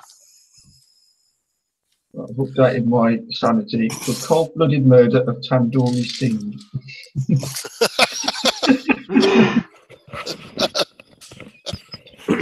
Wow. So Marlene, you have this cleaver. It's has it's a handle of twisted wood. On the one edge of the blade is etched a symbol, and I show it around. What's this? so anybody with Cthulhu Mythos can try to roll Cthulhu All right. Mythos. Ooh, 14.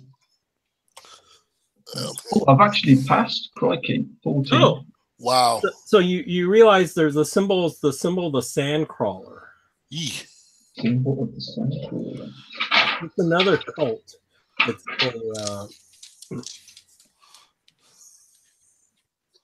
since you made yours, It's the first time I've ever made a Cthulhu Mythos.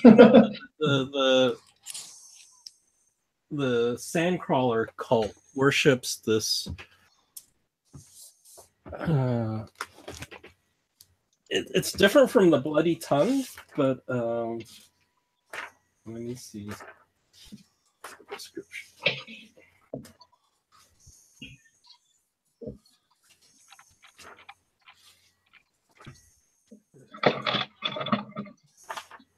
I've had some bad dice rolls tonight, but I've also had some good ones at least. They've kind of even themselves out. Gosh darn it, I read it somewhere. Now I don't know where it is. Oh, here it is.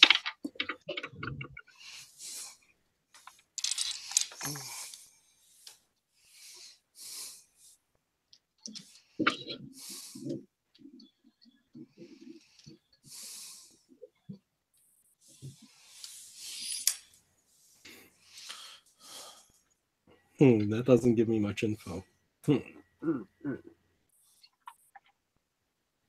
So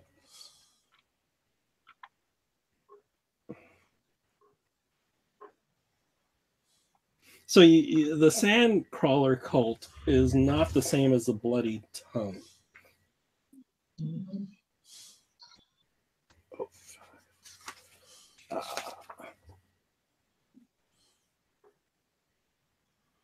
It's a Hindu cult, and the Sandcrawler is this multi-armed thing with looks like tentacles, and its origin is India. But maybe I'll give you a picture. I think I can cut and paste this. What was the Hindu god with all the arms? Yeah, That was yeah. It's like Shiva, but this one isn't 307.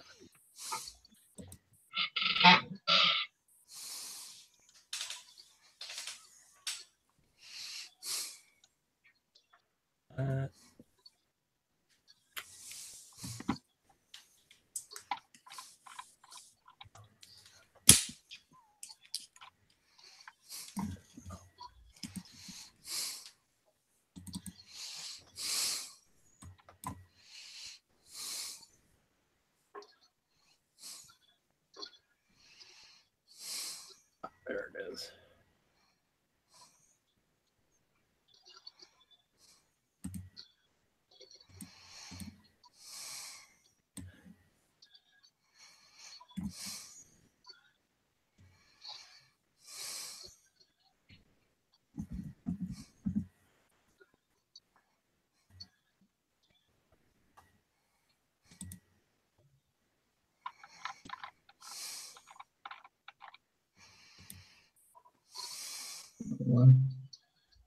That's an idol of the sand crawler E. idol.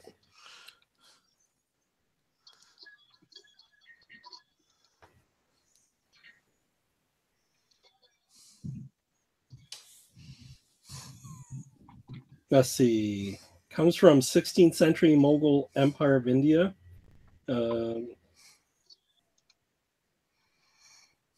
It's a deformed four-armed dwarf with legs like a snake or octopus. Wow. And his title is He Who Awaits Before the Portal. And he heralds the return of the true gods after a long exile. He's a guardian of knowledge of magic and the very secrets of gods themselves.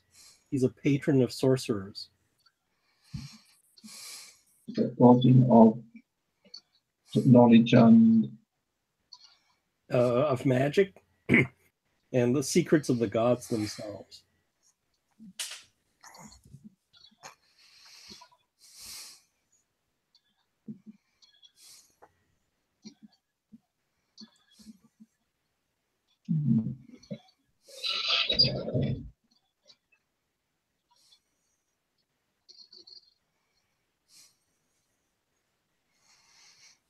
Anything else of interest?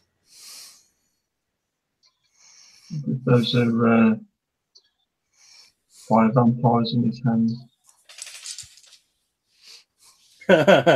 Maybe. It was he that sent them.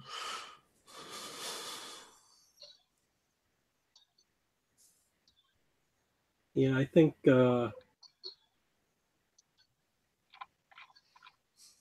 yeah, so it's anything else of interest. But you're definitely another cult. What does the sort of cleaver look like it's made out of? It's metal with a weird wood handle.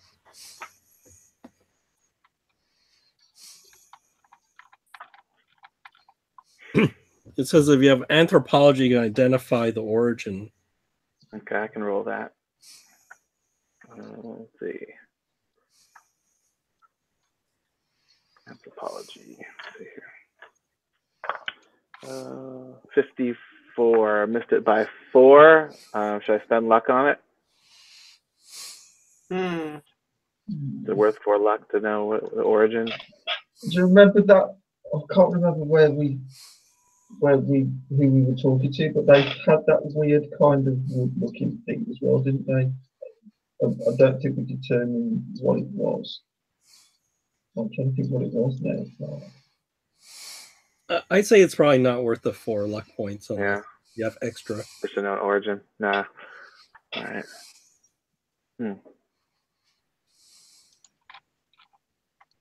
I think if you spent the 4 and I told you what it was, and you're like, really?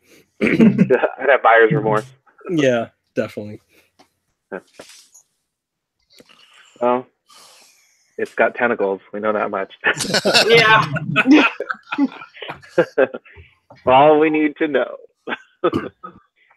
So basically, because I passed that Cthulhu sort of something just came to me in my head that I've remembered, and I've been able to kind of sort of mention this to everyone.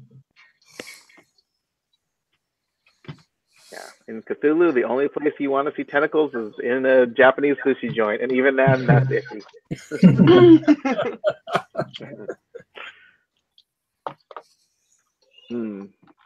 So we definitely know that we definitely know the cult is onto us. So yeah, we're gonna have a rough time here because they're gonna be after us. And to think that this is a Hindu cult as well, so they're way out of their, they're a long way out of their own sort of territory. So for the Hindu cult to come after them. Maybe they're bringing in outside help. Pooling their resources. Yeah. I mean, we've clearly seen that this Nyarlathotep cult is like worldwide, and they're all working together for this ultimate goal, which normally we wouldn't see. So yeah, I mean, they're gonna mix and match. Yeah. So you did. Why don't you? I think Marlene has no Cthulhu mythos, right? No. But Harvey does. Remember, he mentioned the name Nyarlathotep. Yeah, I was just about to mention that when Nate just mentioned it. Roll your Cthulhu mythos for that. So Nate, when he was actually saying that word when he had him pinned to the floor. Oh my god! I've just rolled another natural one. Wow. Oh my god. Okay. I shit you not. Honestly, I've just rolled a one. So you suddenly realize, he was trying to invoke he was trying to throw a spell and invoke Nyarlathotep. What? Himself. Oh my god! Wow. But using it as part of the spell, right? Right. And you realize, for some reason it sort of clicks, like he was gonna blind somebody. It's like it's almost like you have this intuition that he was trying to throw a spell, and Marlene stepped on his hand, and if she didn't do it, like maybe 10 seconds later, he would have been able to like cast darkness upon somebody's eyes using by invoking the name of Nyarlathotep. Wow. It's a good job we actually knocked him out and stopped him. That's one less threat. I sort of high five Marlene. Even though they probably didn't do high fives in that era, but and sort of chink glasses. and you realize somehow, if he's a sorcerer of the Sandcrawler, it's sort of and the Sandcrawler god teaches you sorcery. There's some connection between Nyarlathotep and the Sandcrawler, but you're not exactly sure what. But then Nyarlathotep has been known to have different aspects, like certain Indian and Hindu gods have different aspects. There's a slight thought that maybe the Sandcrawler god is an aspect of Nyarlathotep, but you're not sure. Yeah, this Nyarlathotep is the best. He's got the best PR, man. He knows how to market. He knows how to market himself. So that you can't just show up in like Africa in like an pharaoh's outfit and then looking like an Egyptian. And then you think about like, well, we ran into like Bloody Tongue, we ran into heard about sand bats, and then there's the bloated woman, and there's Imagine of the Black Wind. Yeah, they're all different, right? Are they? But are they? They all seem to be working for the same cause, but in their own little franchises, so to speak. Yeah, so now you're thinking like franchises, then maybe all these different cults worship the same god, but under different guises, right? You sort of equated this crawling guy with Nyarlathotep. So That makes me nervous. A little. Drink more, Marlene. You'll get used to it. Yeah. Okay.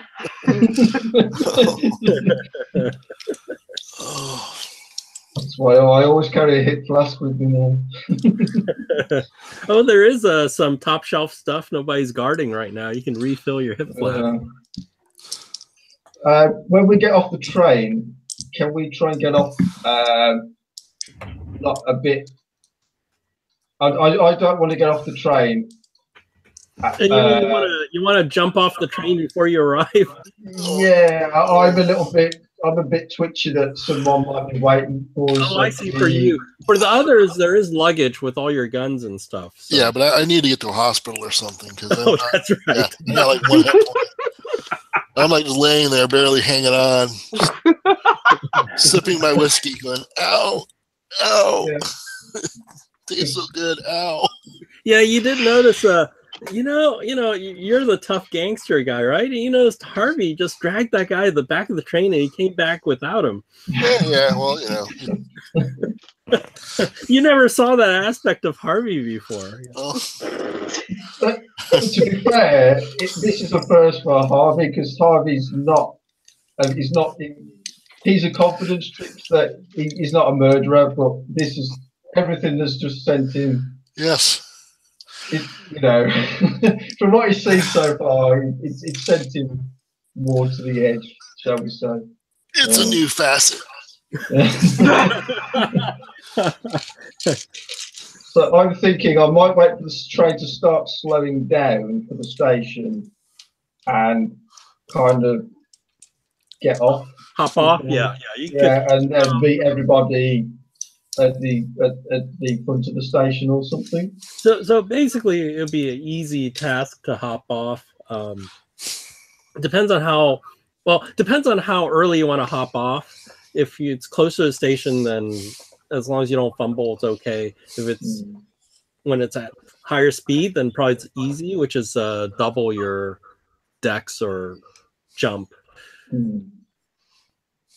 I'll do it for the easiest one to do because, I don't want to that's like 90, right? Your dex is 45, so yeah, it's a 90. So yeah, when we do get to when we do start getting there, that's what I'll do anyway. So. Okay. Well, why don't you just roll your dex then? Don't tell me that. Oh, I can't believe this. I've rolled a 7. Okay, yeah, so easy. No problem. So you actually just step off the back of the train and you don't even fall or stumble, and then you see the train sort of recede towards the station, and you can actually sneak off to the side and then go around back to where the station is and meet the train. Or hide if you think some people will recognize you. Yeah, just in case they've got police waiting for, waiting at the station or something. So when you guys arrive at the station, there is a big hubbubaloo because the train is partially burned and there was some weird chase going on that people can't quite answer what happened. So it takes a while before you guys get your luggage and you guys can probably get off the train. Well, I need to be carried off, so. Yeah. Oh, yeah. Anybody asks, my story is an accident involving Crepe Suzette. Okay, that's my cover. Let me see if there's a list of hospitals here. There should be.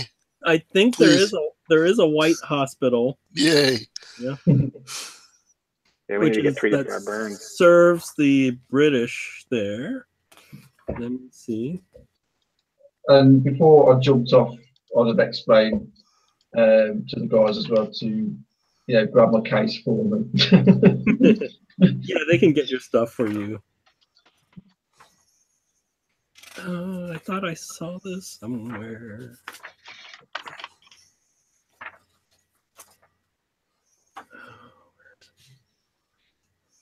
Yeah, they'll take you to a hospital. And actually, I think I have a map of Kenya, Nairobi, which probably you can't read until I dump it into.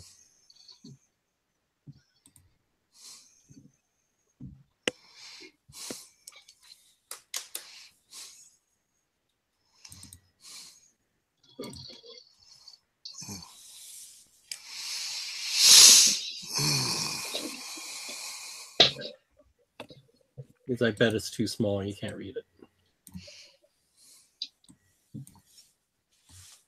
That's different than the one that's in the handout section. In the handout, notes. Yeah, this is the town. The other one was outside of the town. Yeah, so it's the whole area. Yeah. All right. Well, I'm thinking because I only have 1 hit point, and depending on, it's like what? It's like 1d4 in the hospital per day, or is it one? Or is it hit points? It's if you have it's medical, so it's a die 4 per day under the care of a doctor, and then it's just a die 4 because if you had a serious wound, then you have to wait for that to get better, and that's like a con check. But if you have a doctor, you get a bonus die. So I could be in the hospital for anywhere from a week to 2 weeks. So I'm thinking what I might just do is roll up another character. I've got a safe cracker, but that's kind of redundant. So I could roll up another character and bring it into the next session. Yeah, let me. And then when we figure out that Timmy's all better and his boo-boos are gone, I can bring him back in. Yeah. But I mean, like I said, I got a safe cracker character, but that is kind of redundant in the sense of the thiefy type person. So I might just do a medical based character because we seem to be short on the person that's good at fixing things health wise. So it's always just pick a character you would have fun playing. Yeah. Actually, I'm thinking of like there's a like a psychiatrist type character because psychiatrists have to do a year or two of residency, I believe, if I remember right. So then he could pick up some medical skill, but he would be psychiatry and psychology, I think, would be his big things. So I might try to do that. And I'll see. Update this guy.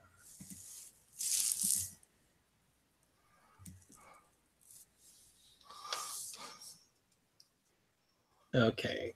Now, it published it. So there should be a new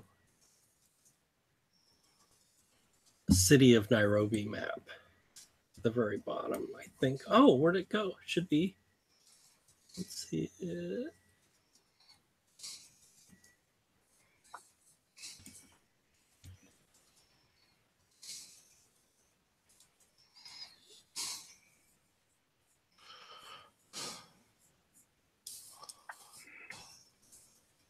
Yeah, there it is. If you click on it, it'll expand.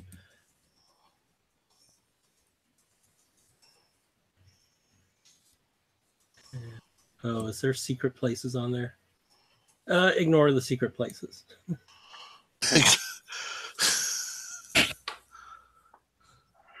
There's some places with names of people, so but then some of the names are in your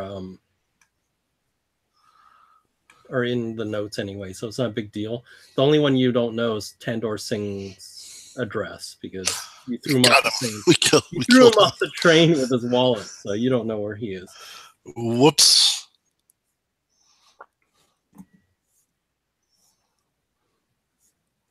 So yeah, 14's a secret then. You have no idea. But... Is there a hospital? Oh yeah, Highland Breeze Hospital. Yep. Yay. Let me see if they describe it. There must be. I remember the white hospitals are pretty nice.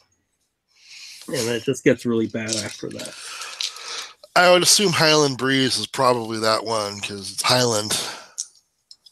Yeah, the Scots running the hospital. From what I remember is that the hospital's actually not very big. It doesn't have that many cots, but it's very there's one that says European Hospital as well, outside of the main. Oh. Yeah, it's on the left side on the very edge of the map. Right by some like wooded area. So it says European Hospital and then 22 is the Highland Breeze.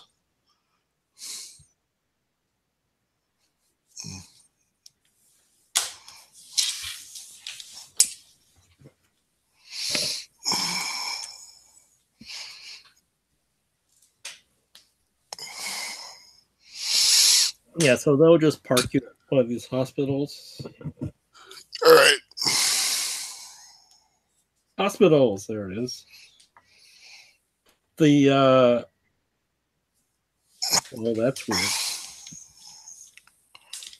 It says European hospitals in Mombasa. This is not a map of Mombasa. Weird.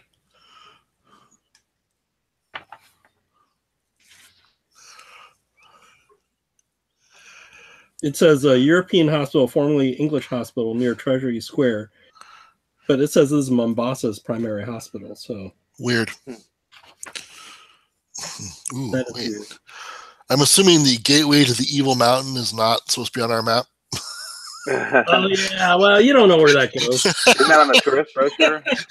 Hey, hey, honey, let's go check out this. I don't think Evil there's Mountain. I don't think there's a freeway map and sign, so I don't think you can follow them. Sorry. Yeah, I don't think there's signs, so even if you go on that road, I don't think you'll find it. Yeah. Check into the hotel, you'll see pamphlets for Evil Mountain. Rides. There's a mine cart ride. Discount. Discount. There's a Groupon. One Six Flags over Evil Mountain.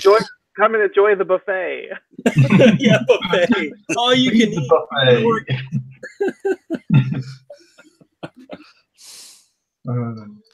Oh, here it is. There is a European hospital there too. Okay, Yeah. It's a 20-bed European hospital on Protectorate Road. Yep. Modern, Oh, well-equipped facility to treat white patients. that's where I'm going. Treatment here will be on par with what smaller European hospital surgery and treatments are available for most ailments, but they're several years behind latest innovations. Oh, great. Notable physicians, particularly British ones, may be extended an invite to lecture the faculty. African patients are at the Native Civil Hospital, adjacent to the KAR lines, near the railroad tracks. Indian patients are treated at home by Indian physicians due to poor conditions at the Native Care Hospital. All right. Corpses and human remains will be taken to the morgue on NGONG Nong Road. There are several charity hospitals also in Nairobi. They're run by religious organizations such as the Anglican Church. They have some outreach. Oh, that's a different one. The Matahari Mental Hospital is the only asylum. Don't need that yet. That might be good for my mental state at the moment. Yeah, so that's weird.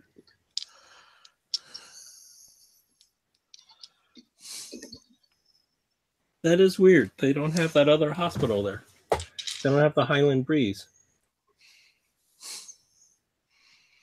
It just sounds funny. Sounds like a alcoholic beverage you'd get on like a cruise ship or something. Oh, you mean like it's like Like a a- wine cooler? Yeah, it's like I'll have a Highland Breeze. Yeah. Yeah, okay. I'm just for me it's like I'm thinking it's a gassy Scotsman is what it is.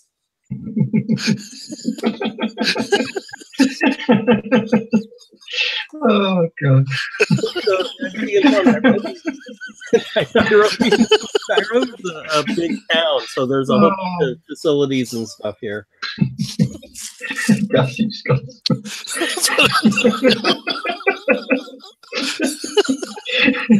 Oh my god. I'm sorry. My brain goes to weird places. I'm sorry. You're probably hallucinating. Where do you find that drink at the Fluttering Kilt Inn? I don't know.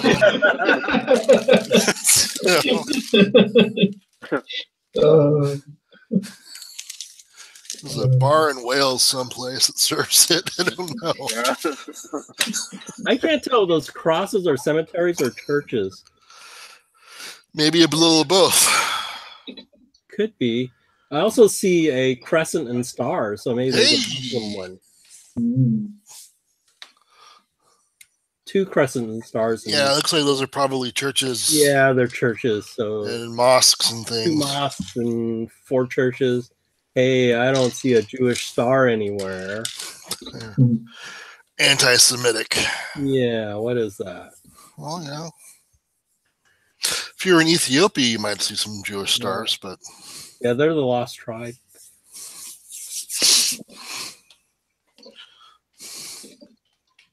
Yeah, so you'll need a backup character to run. yeah, I'll go make a psychiatrist because that makes the most sense. I can actually be at the European hospital enough to like have a convoluted, I got, sent here and I've been on the boat for 3 weeks kind of thing. I just, roll one up and say, oh, So do you want to be outside of the gangster group, or he just happens to have connections? And I don't know yet.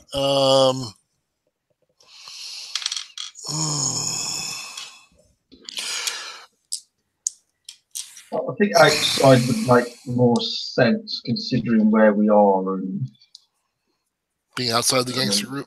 yeah. then you have to have an excuse why you're helping these poor guys. I would say that Timmy probably was given lots of morphine considering he was a burn victim. Babble? And he probably babbled. And my new character was like, hey, this is really cool. I want to check this out. And then you'll find out, no, this is not cool at all. I hate this. This is dangerous. This is a mistake. This is a big mistake. Or maybe he's heard like the local kind of legends and he's thinking, maybe there is something into it then. And it was confirmed by the babblings of Timmy Bones. All right, so I'm going to go do that. Okay, do you guys want to visit NPC or? What are the options here? You were talking about what's the name of that guy? The military guy. Yeah, what was his name?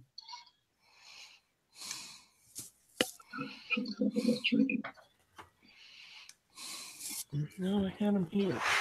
Lieutenant Mark. Yeah. Selkirk.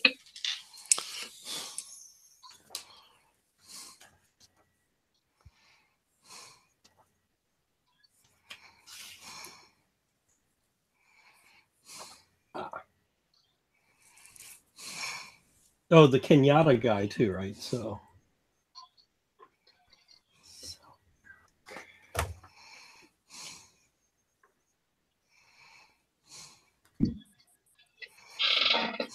Hampton's House.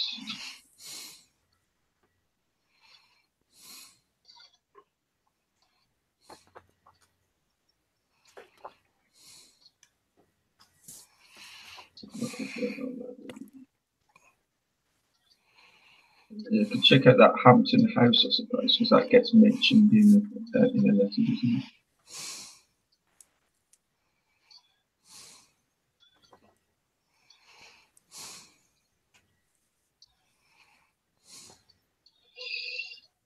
All these contacts that is written on this note. Yeah. I take it we could find these here in Nairobi as well, because he spoke. Yeah, he sort of crossed out the ones that he spoke to. By the looks.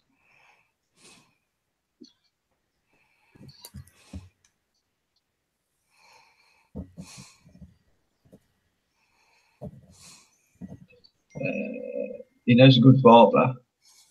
Oh, hey, for Timmy's character, can you roll die 4s until he's healed and tell me how many days?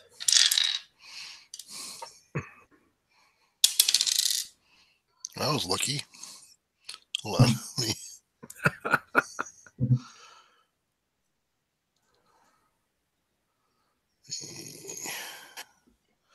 So he's going up to his full hit points, or yeah. See, tell me when he's up. How many days? It's 1 day per die 4. So.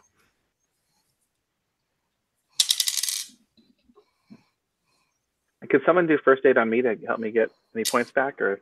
Yeah, they can do that too. I can have a go if you'd like, Nate. Or do you want to use the hospital?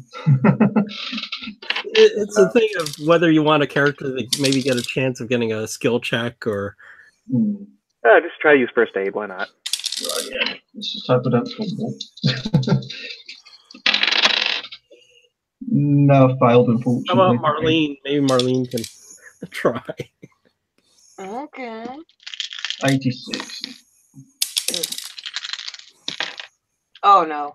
No. Okay, you have to go to the hospital. So you're gonna die for it at the hospital. Okay.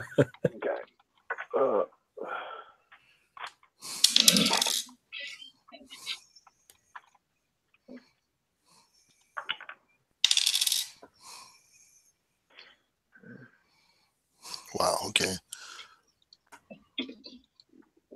That's a long time. Yeah. You're going to be out for a while, Yeah, it's still going. Oh my god! So, geez. Like, At the end of the campaign, you can bring him in. Yeah, it's at least right now. It's at least looking like at least minimum 9 days. So I rolled a lot of ones. Bad. 4, 7.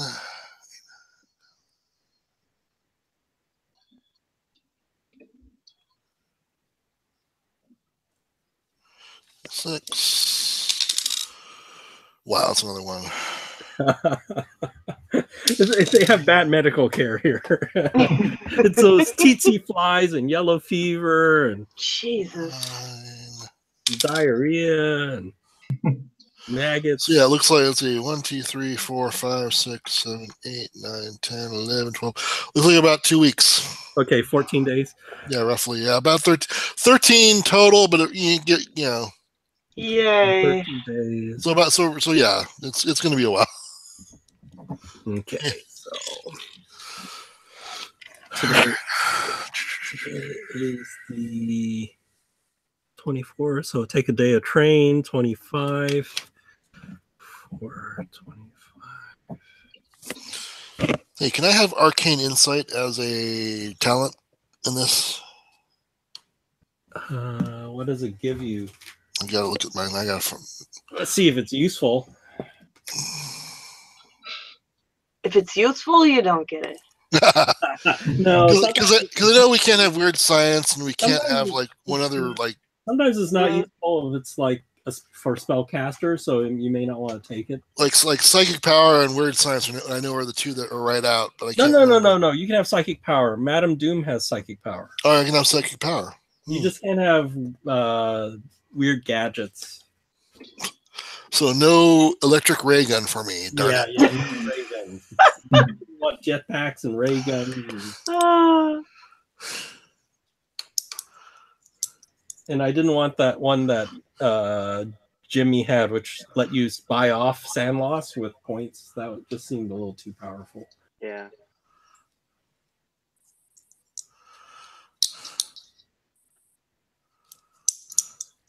Let's see. Was that a mental? Much a mental. Arcane Insight. Oh, halves the time learning spells. You can have it. It's just not. It's not useful most of the time. Well, I'm making a scholar character, so Okay. we'll see how So this it gives goes. you, it says have the time to learn spells and to get a bonus die when you're trying to cast a spell. Isn't that like? What about quick study? Hold on, wait. I just moved my. There we go. I got it. Hold on. Halves the time for reading of books. Okay. Oh, there we are. Okay, I see. Yeah, It's Madame Doom has the psychic power. It's also for the reading of Mythos tomes too. So Yeah, they're separate. They broke into two, right? Quick study is reading tomes half the time.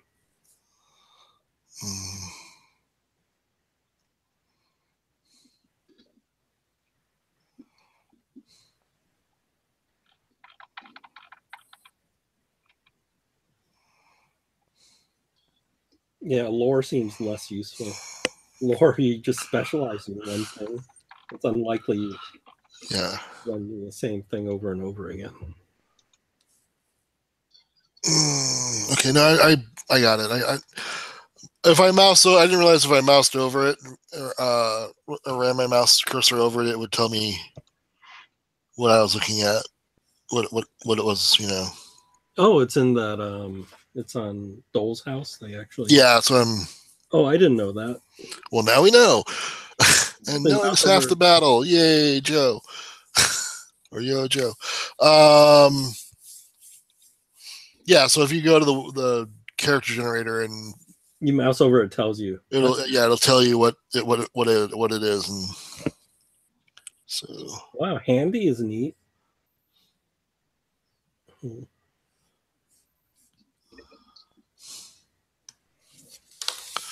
Oh, so Marlene is resourceful. Mm-hmm. That's useful. That's I know. crowbar and the sort of uniform, wasn't it? Using that.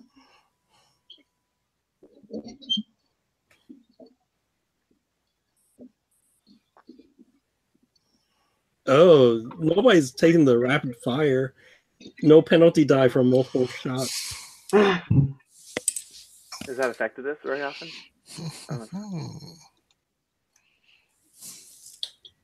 Well, that means that you're point blank, you fire 3 shots, and you still get a bonus die on every shot.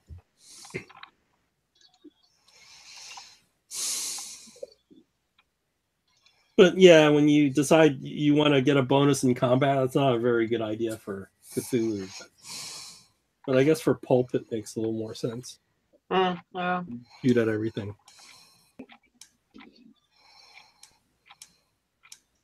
Oh, tough guy. Look, spend 10 luck points, it shrugs off 5 points of damage.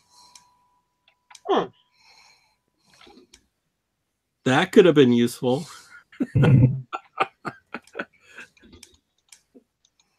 He's teasing you.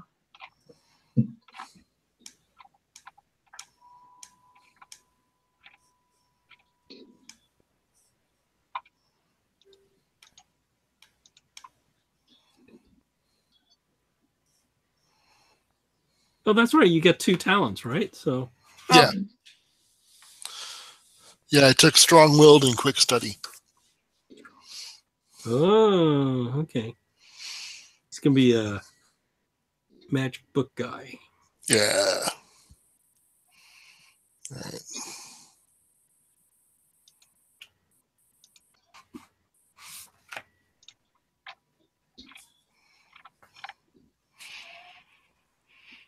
Okay. So you don't have to pause the game. I'm still working on my character, but So who do you want to visit? I guess is a question. I think we should try to find that major. If he can give some background on the cult, who seems to suspect them. Lieutenant Mark Selberg. Yeah. Which is weird. I'm looking for. Let me see if I can find it.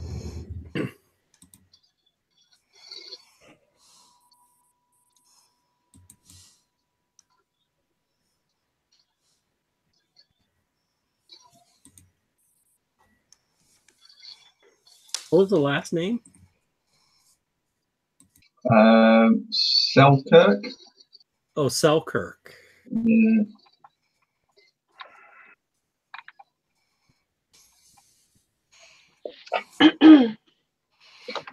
This guy that I found the place and mentioned that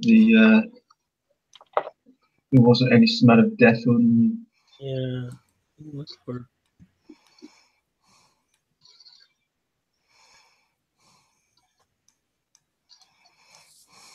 Okay, so how are you gonna look for him? Is there some kind of club, like an English gentleman's club or something? Yeah, there's like a soldiers thing somewhere. There always is for these colonial places. So Maybe we can ask around there if someone. Yeah, let's assume there is one because there always is anyway. What do you say, group? Does he like cricket? Because he mentions that he went to see a cricket match in his note. I don't know if the lieutenant was there as well. I don't know. But... Yeah, there's usually a cricket pitch.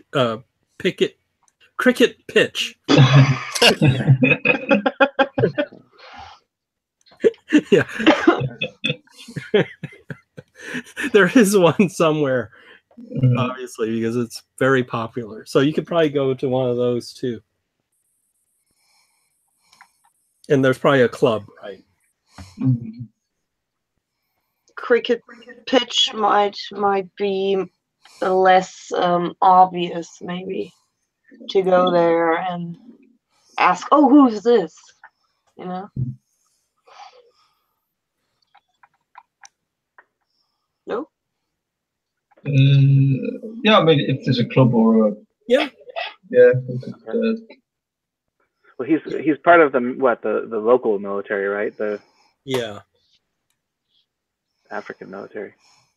But he speaks English and he's very approachable. Yeah.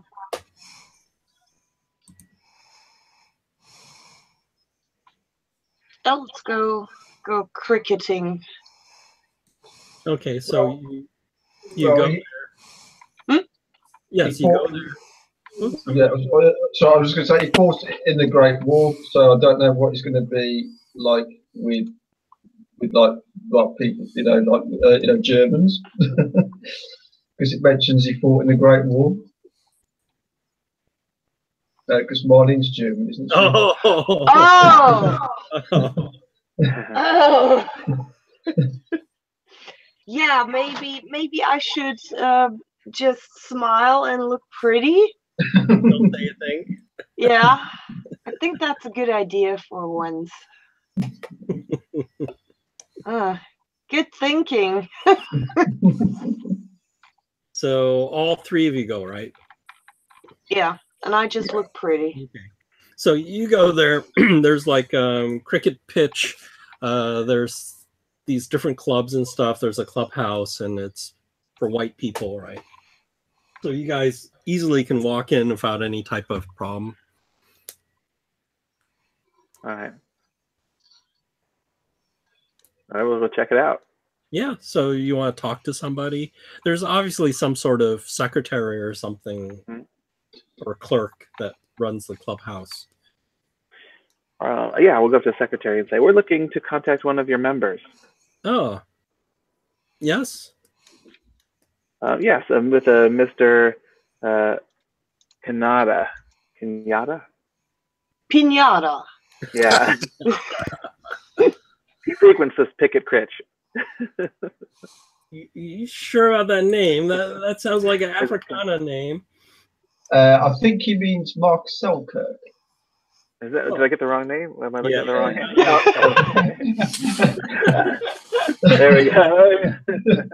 Lieutenant Mark Selkirk. Yeah, that one. That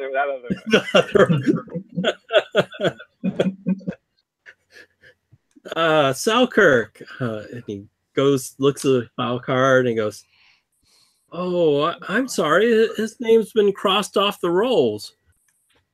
Oh. Maybe we'd find him? Let me see this guy. He goes, "Well,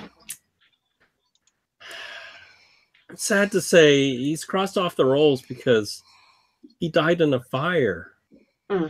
Oh. I sort of look across to Marlene and they despondent. Well, okay. I'm sorry to hear that. Thank you for the information. Yes. Where was the fire, incidentally? Well, it was strange. Some people thought it was arson, but they thought maybe he was smoking in bed and caught on fire and he burned to death. And where did this happen? Oh, in his room. What have you got his address of where he lived? Well, I mean, it was just a place for let. But yes, I can give you the address. He digs around and finds an old address card and gives it to you.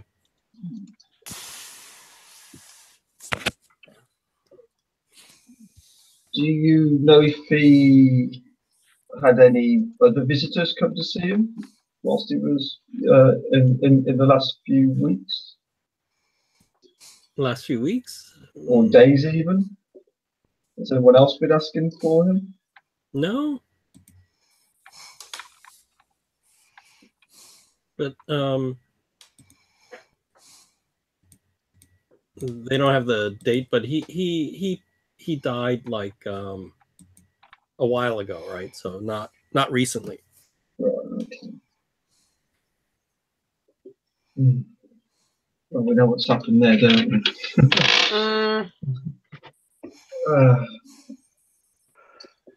Thank you for your time. There's all these smoking accidents, you know. Do something about these mattresses that just catch on fire. Straw mattresses. I don't know. Yeah, people shouldn't be smoking when they sleep. Yeah.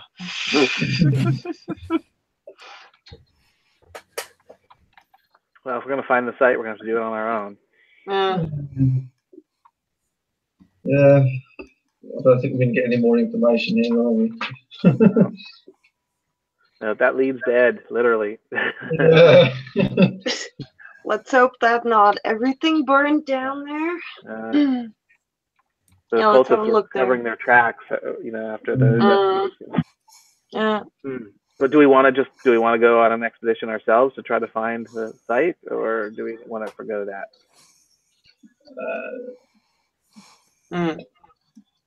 Well, going by this contact list that of these notes,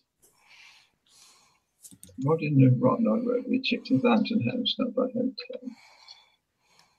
Which hotel are we staying at, incidentally? Oh, you guys didn't decide yet, so. Because there's the Hampton House where the other guy stayed, because he's used their stationery. Yeah.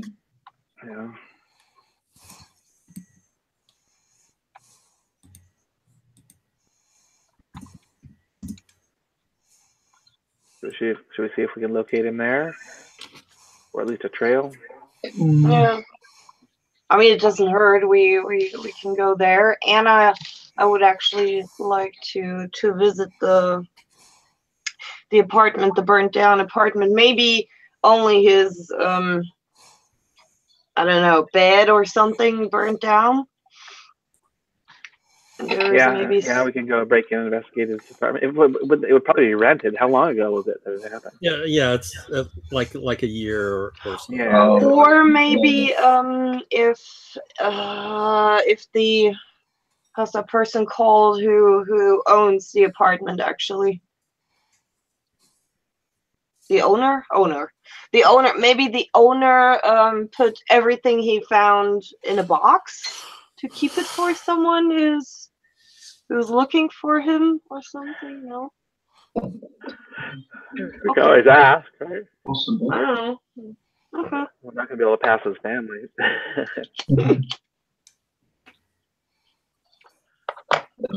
Yeah, so if you visit the location, you talk to the landlord, you go, "Oh, dearie, it's been so long. We've tossed everything already. I'm so sorry if you were a relative of his and you wanted something, a keepsake of his, but I'm terribly sorry, but there wasn't much." I smile and nod.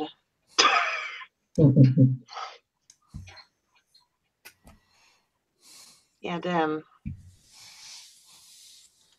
Were you here at the time of the fire at all?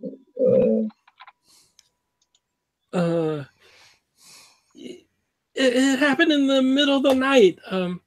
I think he was smoking while he was in bed. That's such a horrible, horrible habit.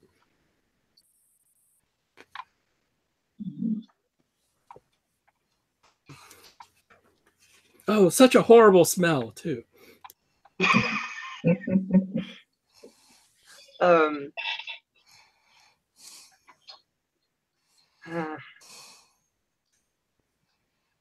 Ask who which no, forget it. Yeah, no, forget it. I keep thinking he's alive. Oh, damn it. Yeah.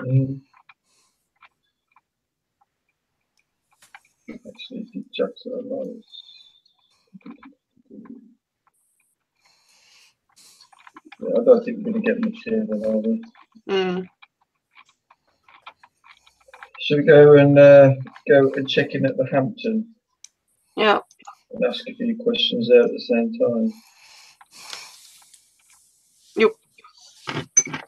Yeah, you can go to the Hampton. It's the best hotel in Nairobi.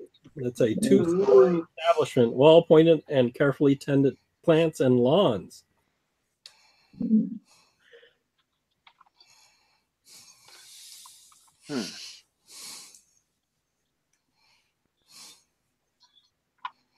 We'll go and check in then and walk up to the reception desk and ring the bell. Uh-huh. Okay, so this sort of old fellow comes up and goes, "Hey, I'm Reggie Barnes, proprietor of Hampton House. How may I help you?" Good day there. We would like 3 rooms, please. Oh, certainly.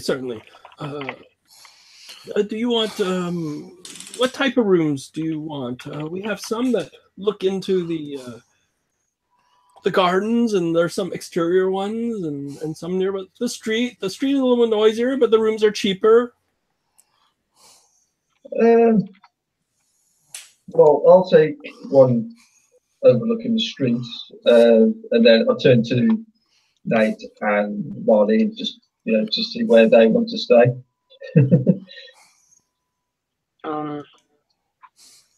All is as worse as it can be, right? So I want a room next to him or next to the others. Okay. And Nate the same, or he wants Yeah, to we all can the way just around block the other everything, side of the that'd be building. And then he gives you your keys. Get some porters. The porters take your luggage up to the rooms. Before we go, I'll ask him about Jackson Elias, because apparently he stayed here, didn't he? Jackson Elias. Doesn't ring a bell, but he opens up the guest book, which you had signed, right? And he flips through and goes, oh, he did come here. I just didn't know. Yeah. So many guests here.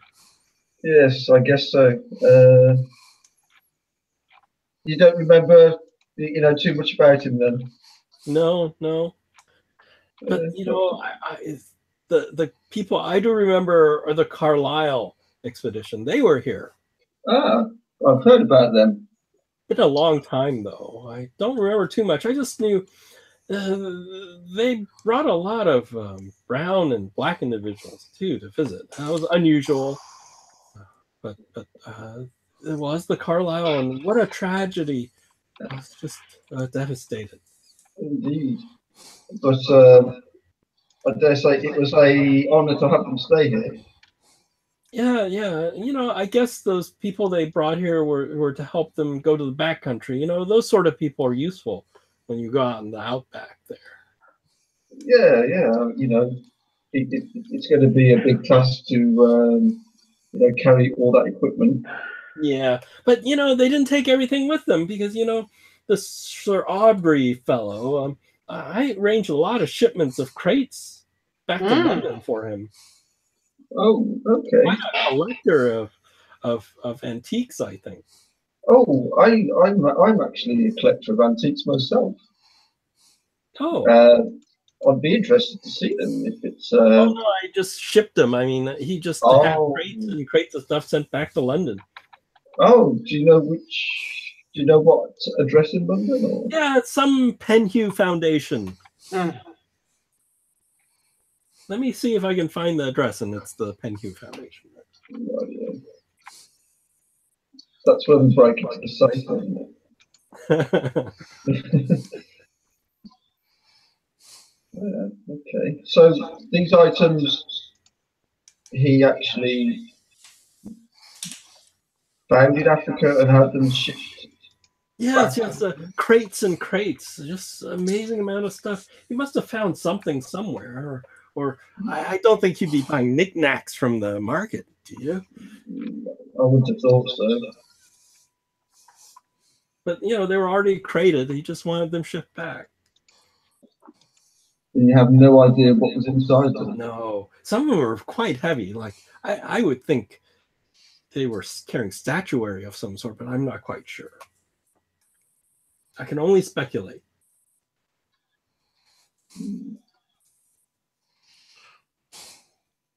Interesting.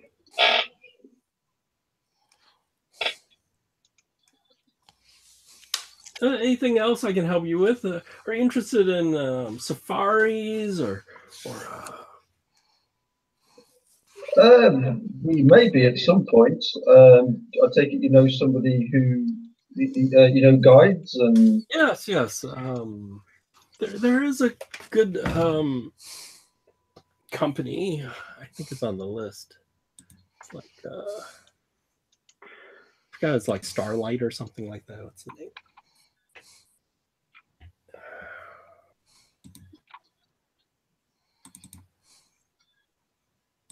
I think it's called the Starlight.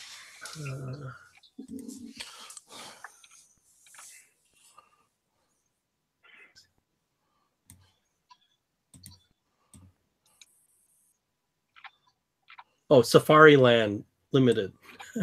Almost. I remember starting with an S.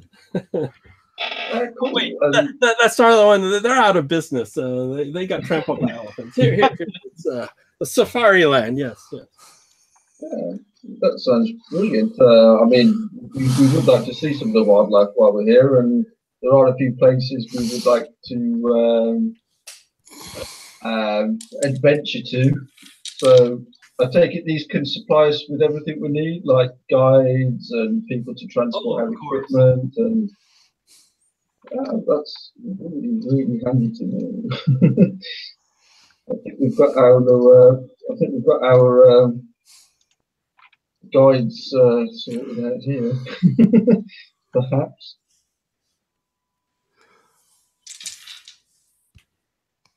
So I take it he's gave us like a business card for us. Yeah, like some sort of pamphlet, and you can go on tour and shoot elephants and rhinos, and if you really want to, you can shoot a giraffe.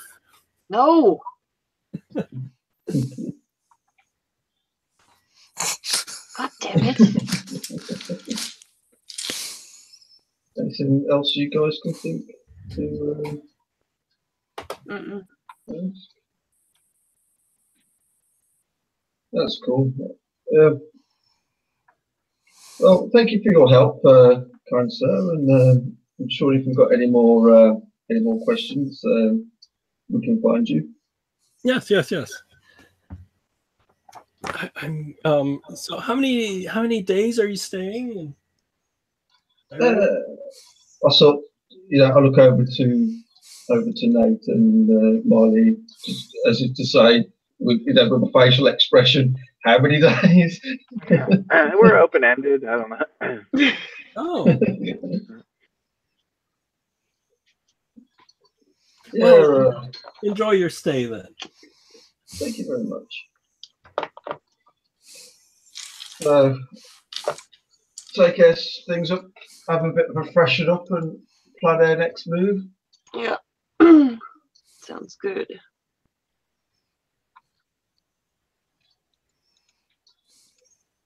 That Safari Land thing could be a good thing for using as our guides, maybe.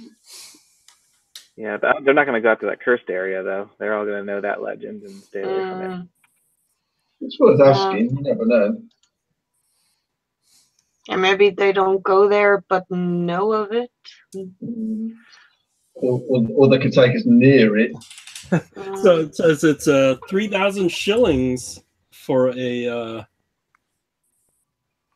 7-day safari. A 1 month is 10,000 shillings. Wow.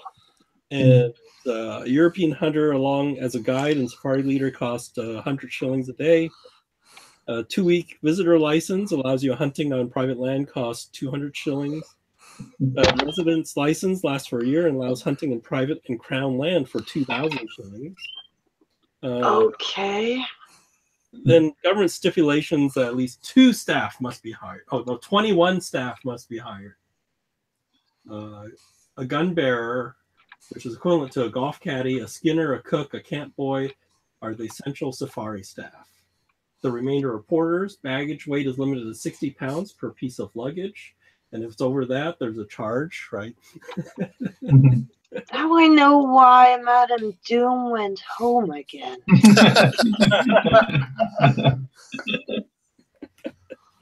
They're going to spend my money. I don't know if you guys have that much money on you.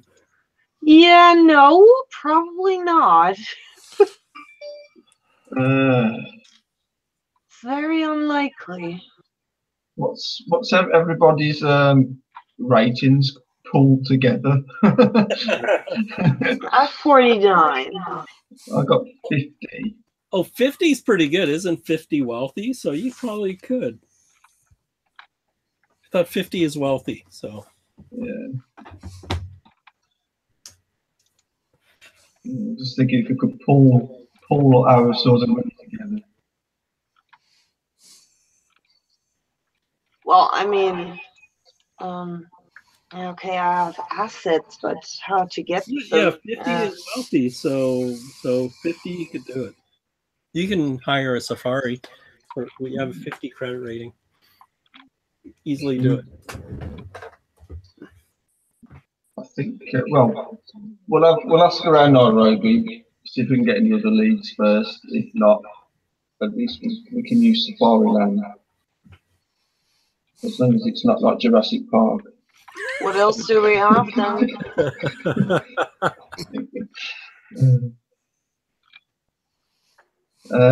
Let's have a look through Jackson Elias's notes again.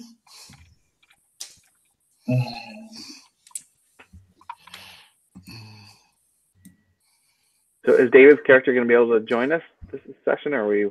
Well, I'm doing the finishing touches. I'm just like getting his gear and stuff. But we have like what, less than an hour? Yeah. Cut at 5. Yeah. Yeah, we have less than an hour. I'm gonna hold off until the next session then. Okay. So I have like my total diva going on.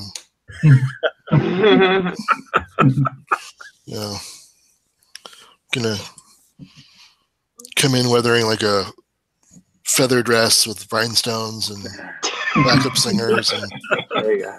Hell yeah. Oh.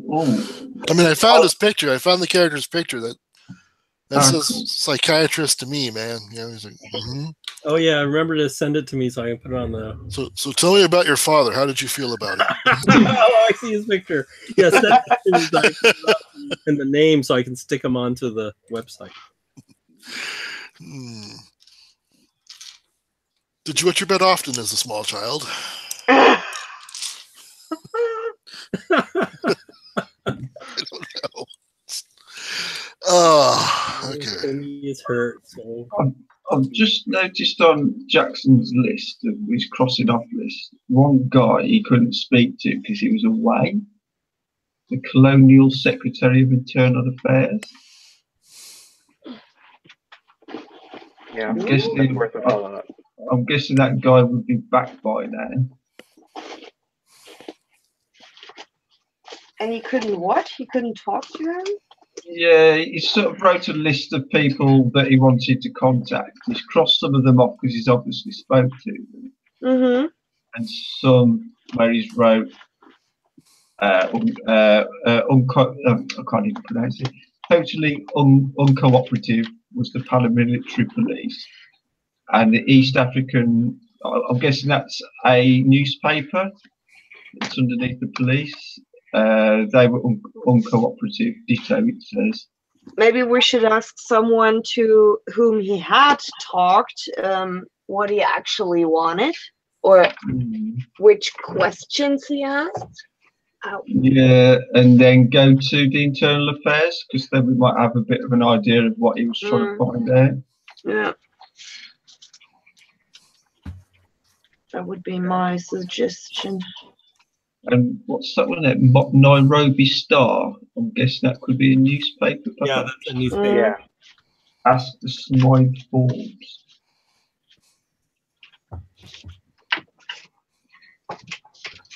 Which one do you Yeah, I mean, reckon? I think we should retrace his steps since we have notes of where he went. Do you want to go in the same order he's done, or Let's go first. Go talk to the guy that wasn't available and see. the colonial secretary? You know, Thing is, we don't know why he was going to go and speak to him, do we? or what he was going to ask. So. Yeah, just think if we speak to some of the others that he has spoke to, like Marlene said, we might have more idea of what questions he was asking.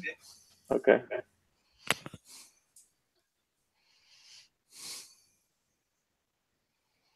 Do I go to the Nairobi Star or? Yeah. Starting with the newspaper is always a good idea. Mm. So it's a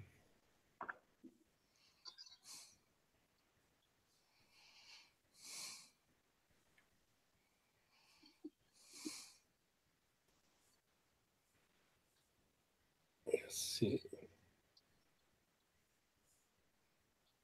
Okay.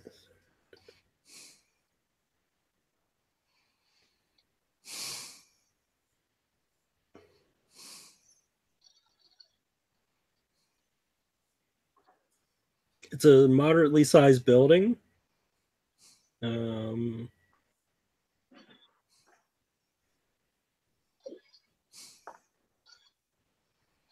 it has its own printing presses and stuff.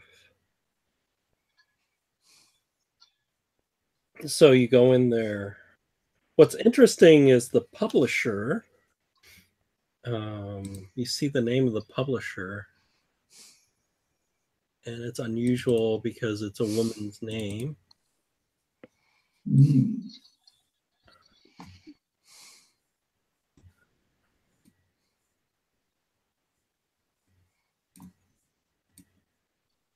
Natalie, but it's N. Smythe Forbes. Eek. That's the publisher and owner.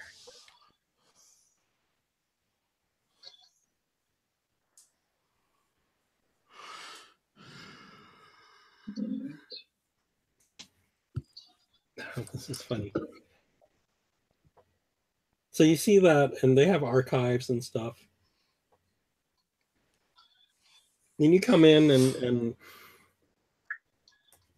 I guess you ask for somebody, and then at first maybe you mistake her to be somebody that works the front office, but it's actually the owner. And she goes, "Hello, how can I help you?" What? I take it she's English. Yes. Got an English accent. Very posh.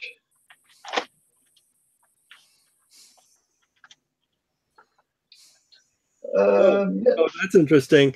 Well, who has the highest appearance? Mine's 75. I think that's you then. 55. Harvey has a 75 appearance. Yeah, I've got like a charmer kind of character. She seems to take a liking to you. At least she seems to be looking at you a lot. Okay. Hello there. We're just in the area, just retracing some where our friend has been, Jackson Elias. I don't know if you know the name. No, Jackson Elias? No, I don't seem to recognize that name. Are you sure? Because he's been here. We'd like to speak to a Smythe Forbes. That's me. Ah, pleased to meet you. And I sort of put my hand out to shake a hand. He goes, That was my late husband's last name. Oh, I'm very sorry for your loss.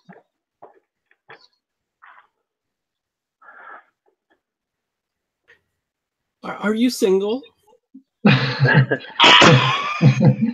Crikey, you don't waste no time. I smile again. I am single, yes. But yeah, about Jackson Elias. I take it you've not spoken to him before yourself. He obviously spoke to your husband. I guess so. I guess. What does this Jackson Elias look like? I'll describe him. Oh, I don't recognize him. He sounds very plain. Is it possible that your husband maybe left some notes on his interviews and such?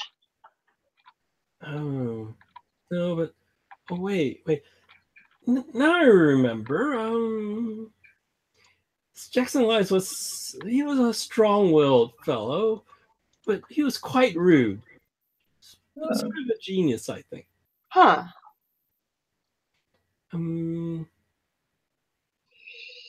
Maybe if you've got any,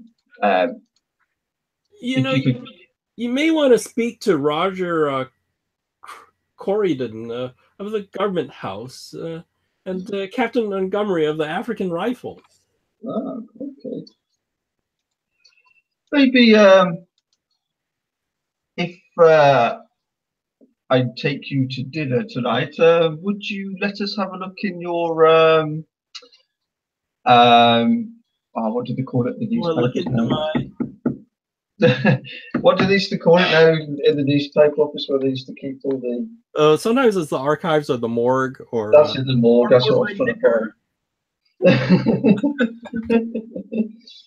find. If you would be kind enough to just sort of have a browse in the morgue at all, just to see if we can find any articles relating to the just relating to a few things that we're interested in at this time.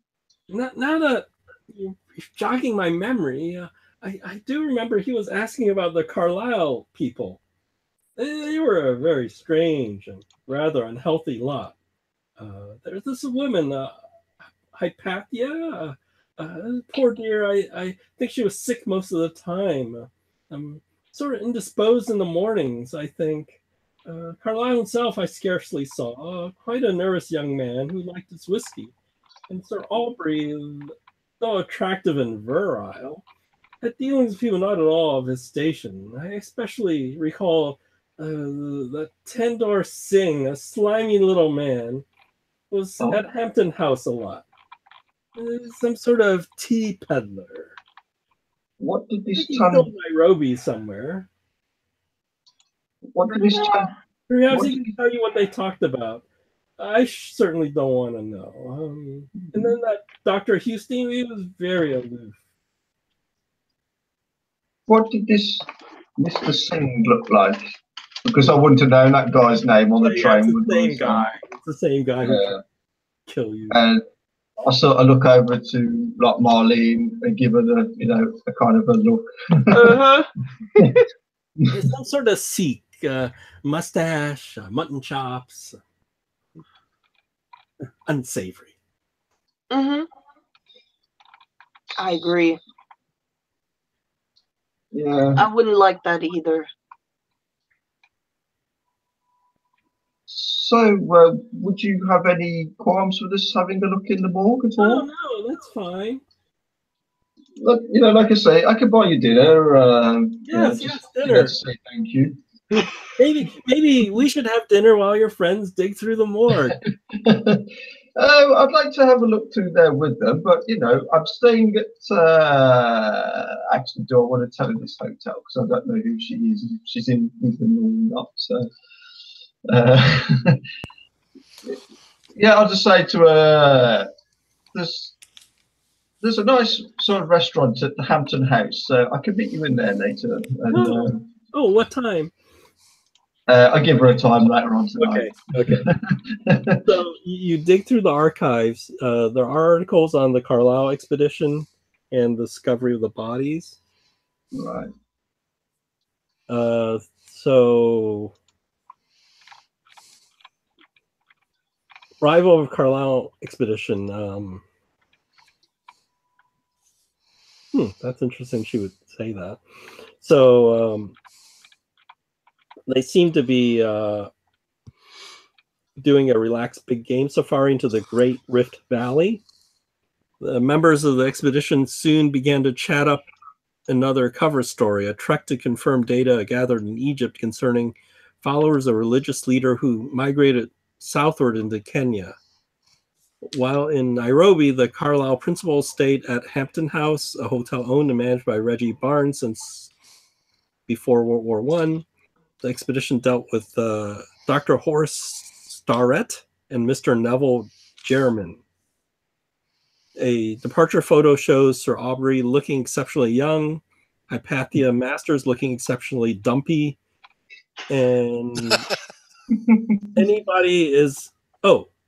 female investigator, which is Marlene, instantly perceives that Hypatia is pregnant. I see that.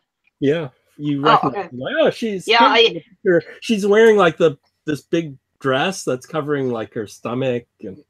Yeah, I already suspected that when she mentioned that she Morning was. Yeah, exactly. The article on the bodies, the report which led the patrol to massacre site came from San Mariga, Mariga, a gardener at the railway station. He lives on Charles Street in Blacktown. So there's a brown town, a black town, and European white town. Oh man. Visiting a cousin in the village of Nodovu, Ndovu, in the Aberdare forest, he heard how many lay slain and unburied and how it was unwise to go near. That region is due north of Nairobi, many miles separated from the Great River Valley. Lieutenant Mark Selkirk and a squad of men found the remains. A photograph shows 5 Nandi corpses swinging from 5 ropes.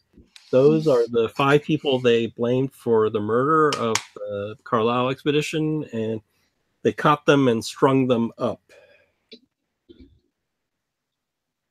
Yeah.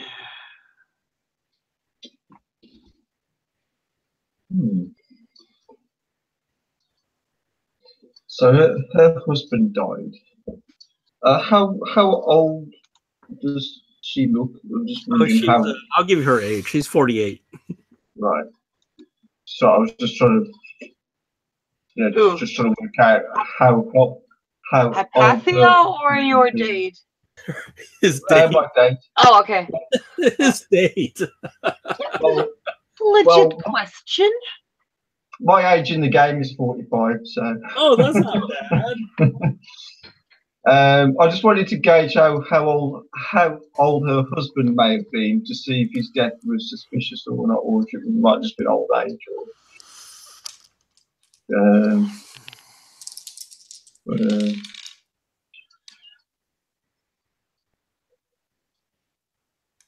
I suppose I can ask that when we go for dinner. How did he die?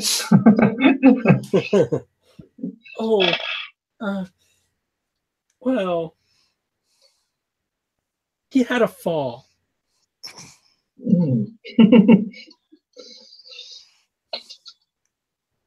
And everything was left to you and the world.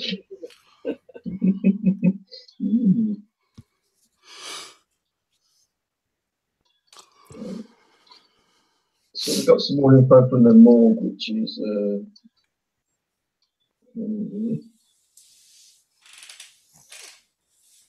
and as you're talking to her, this fellow comes into the. Let's see if I can get his picture.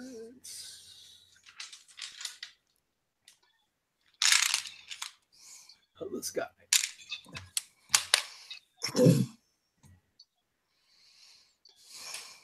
this guy strides into the newspaper office.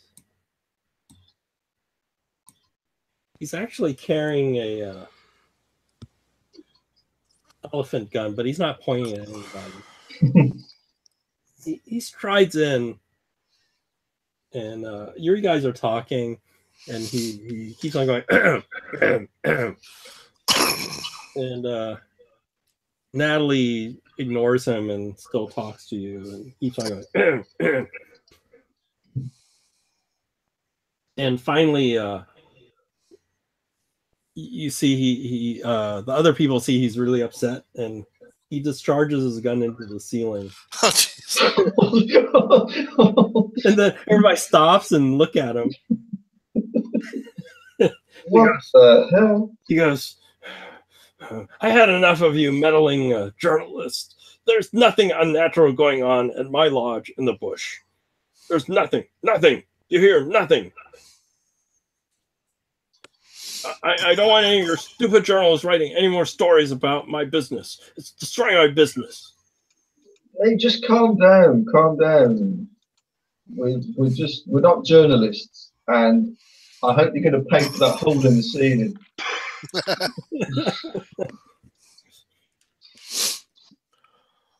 No, if you're not journalists, what are you doing here? We're investigating something for a friend of ours who passed away.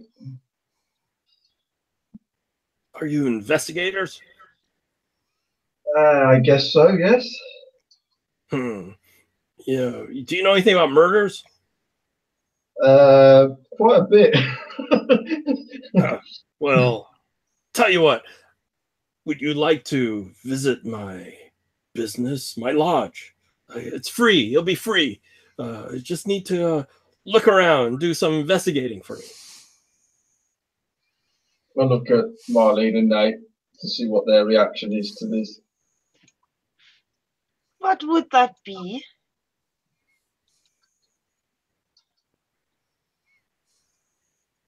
Well, there have been some people in the bush have been violently and bloodily dismembered, and I think it's just a wild animal of some sort, and people have been banding about several unnatural.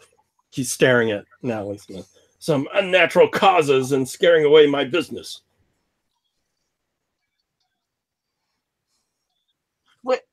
There are some death, or did only someone see it, whatever it is? So it sounds like you're interested. Well, maybe. Well, 5 deaths have occurred. 3 tourists, 1 Englishman, 2 Americans, and 2 of my servants from my lodge. There were a safari around the vicinity of the lodge when they were killed. Oh, I looked to the others. None were found in the same place, but... How were they killed? They were partially eaten. Wild animals? Well, sort of odd. I had some local hunters. They say the bite radius of the wounds, when you check how big the bite marks are, they seem like the size of monkeys, which doesn't make sense.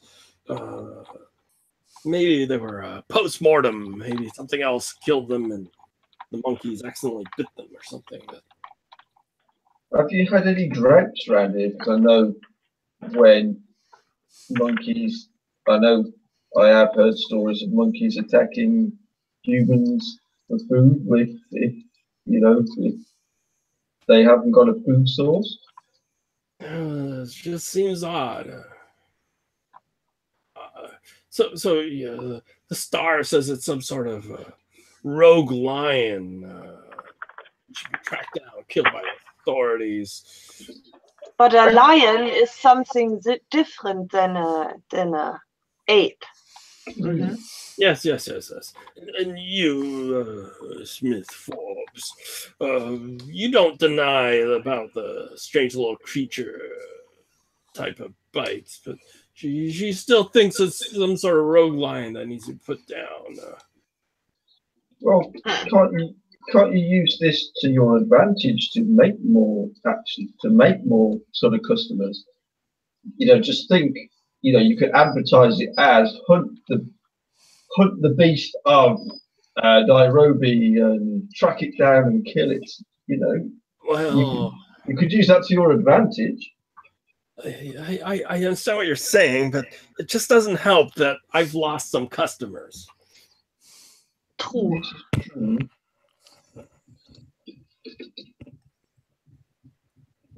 But if you're interested in that, I would love for you to come be a guest at my lodge and find out what the truth of this is. It wouldn't hurt, right, friends? Hmm. How far away is the lodge?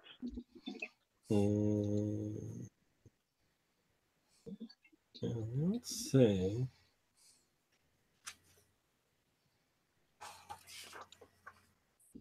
I assume it's just like a half a day or a day away from Nairobi, right? Would we have to go today, or could we? Oh, leave no. in the morning? Well, depends on whether you're engaged. If you're not engaged, I can take you out there today. But if you're already engaged, then we can make an appointment for you to come by.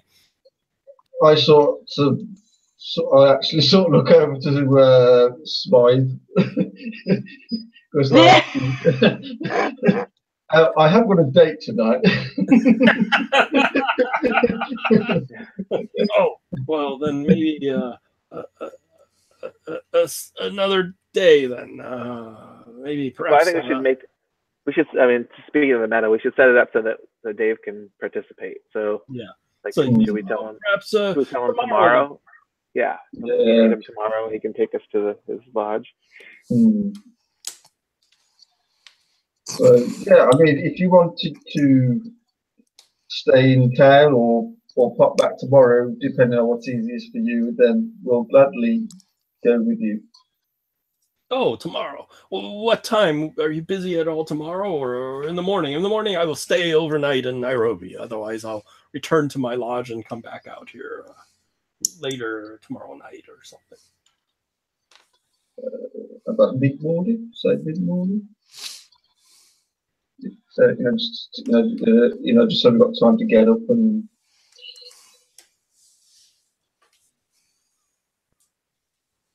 Yeah. So yeah, he'll mid-morning he'll come by to your hotel.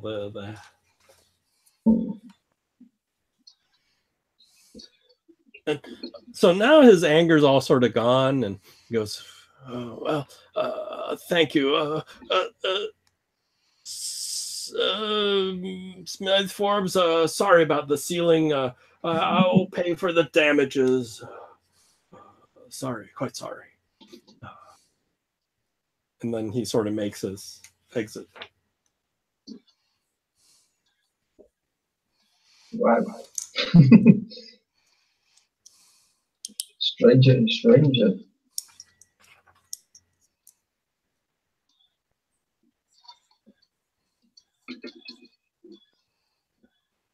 Maybe if we help him out, maybe he might help us out. Perhaps there's a guide.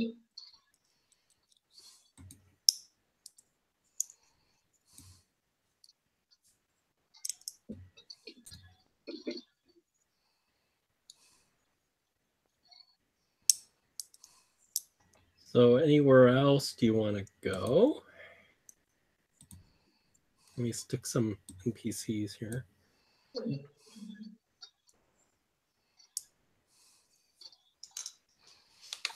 Do you want to try that colonial secretary now, perhaps? Now we've got a little bit of info.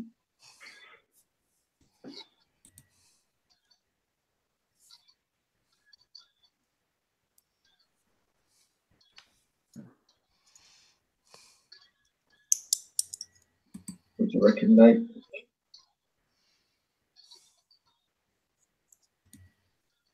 What was the name of it? Was there a guy at the Hampton House that we got a name for? Yeah, it's just the proprietor. So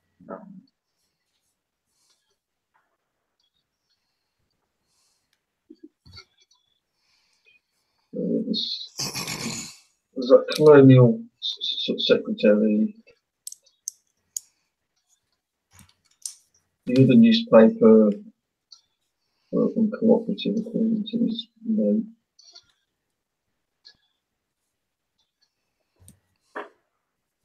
In fact, whilst we're at this newspaper office, I'll ask her about well, I'm assuming it's a newspaper, the East African.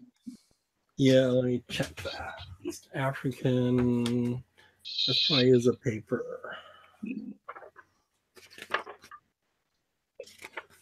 While we're here, I can just ask if she knows so much about that newspaper.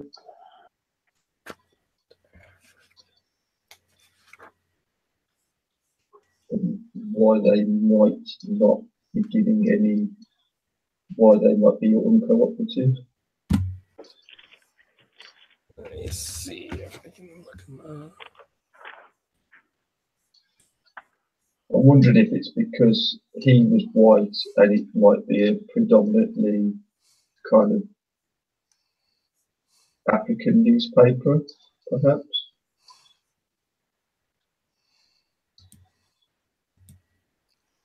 So, where is it mentioned that and which one? On the Hampton House stationery, he's got like a list of contacts.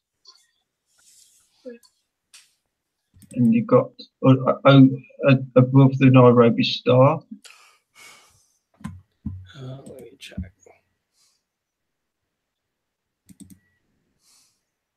No, that's Selkirk.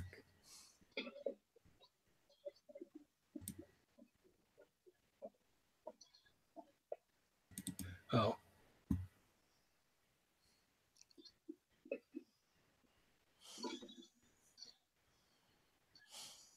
Oh, East African Standard. Sounds like a paper.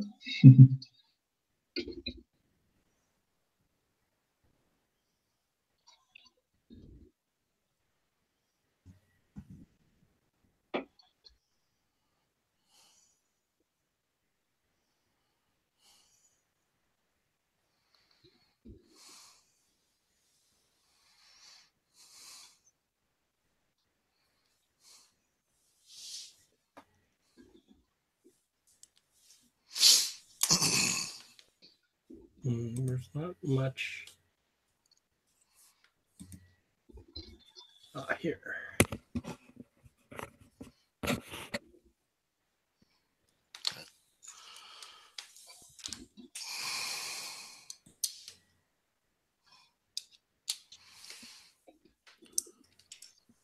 So I'm getting close to where I have to bail. I didn't mention it because we're cutting out at 5 anyway, but I have to. I'm assuming just to be a little meta, my new character will have left a note at everyone else at the hotel, basically explaining that he's a doctor that works at the hospital that Timmy has been admitted to, and over the course of his stay so far, he's been under sedation, and that he's been raving certain things that mesh with suspicions that he has had himself. So basically he's saying that he's, Dr. Michael Boyer, and he is a doctor of psychiatric medicine at whichever hospital he ended up at, whatever Timmy ended up at, and that your colleague has been under sedation and has been saying things while not in charge of all of his faculties that have matched suspicions I've had a long time with what's been going on in Nairobi and Kenya at large, especially with the Carlisle expedition and the apparent massacre of those unfortunate people. But I've always had doubts, and he lists off certain points of what he's uncovered, and it will match up not exactly to what you guys have already uncovered, but it's fairly apparent that Dr. Bowyer is in the same ballpark as you guys.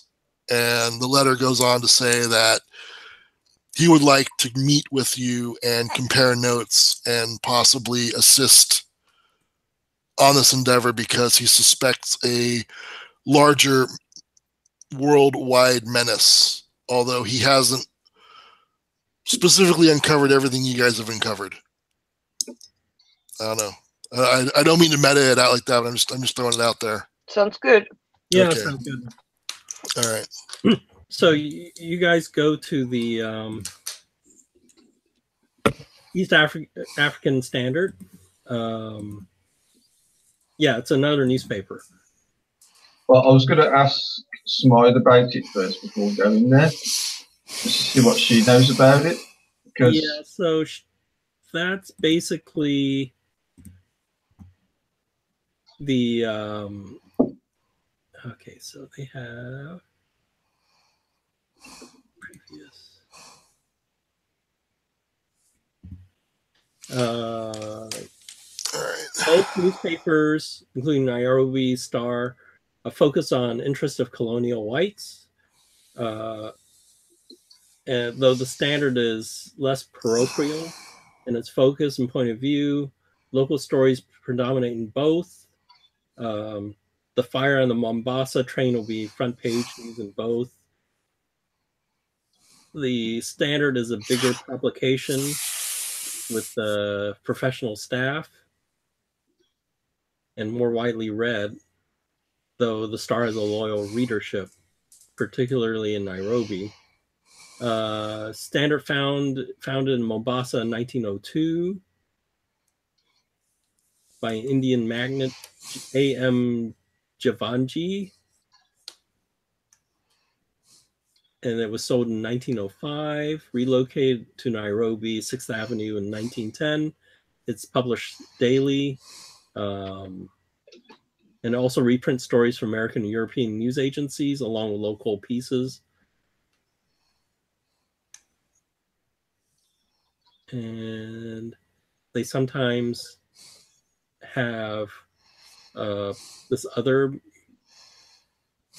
magazines or newspapers, Harari, Jiri's Weekly, and the Observer are like local papers. They borrow the presses to do their own newspapers, but they borrow the East African Standard presses to print their papers. So some of the local people use it to print the Indian papers and some black newspapers.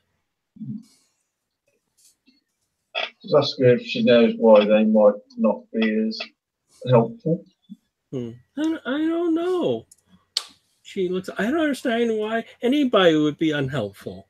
She bats her eyes at you.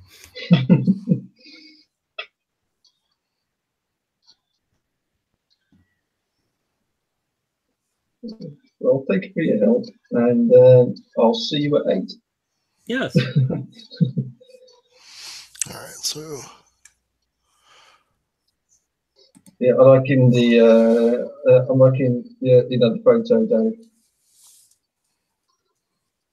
That's Yes. one impressive pipe. all right. So I'm gonna log off. I'll see you guys next week. I have to Okay. bail. Okay. Right, dude. Oh, Bye. just Well, remember, yeah. this is end of one session, so go ahead, roll your advancement and your luck and stuff. Okay. And also add a die 6 to your sand for getting rid of the fire vampires. So, Damn All right. vampires. Cool. because you totally defeated them. Well, maybe not you, but Yeah, I'm sure we'll see them again. I went unlock. because Timmy sort of went unconscious. But So We're rolling for Yeah. sanity. So do you want to put this as a breakpoint? We can put this as a breakpoint, and Yeah, I think it's a good break point. so yeah. So roll the luck. If you fail, 2d10 luck. You roll your skills, and add die 6 sand for defeating the fireballs. Because now you can beat them. You know how to beat them. Yeah. Sand. Who's thought? The good thing is they only have like 3 hit points, so on the average you can put them out. But You just have to be able to damage them. this Harvey just did only 1, 2. Yeah. So how much sandbag, sorry? Die 6. Jeez. Come on, I want a 6, I want a 6. A 5 is better than nothing. That's 5, 6, 7, 27. So let's look and sanity and any skills that we fighting first. Failed and spot hidden. Oh, missed it by 1. Oh, you're joking. So I've got no advancement. Not even your brawl. No, I failed that as well. but my sanity's gone up and my luck's gone up at least, so that's something. I couldn't do anything on the one because I spent luck on it. Yeah.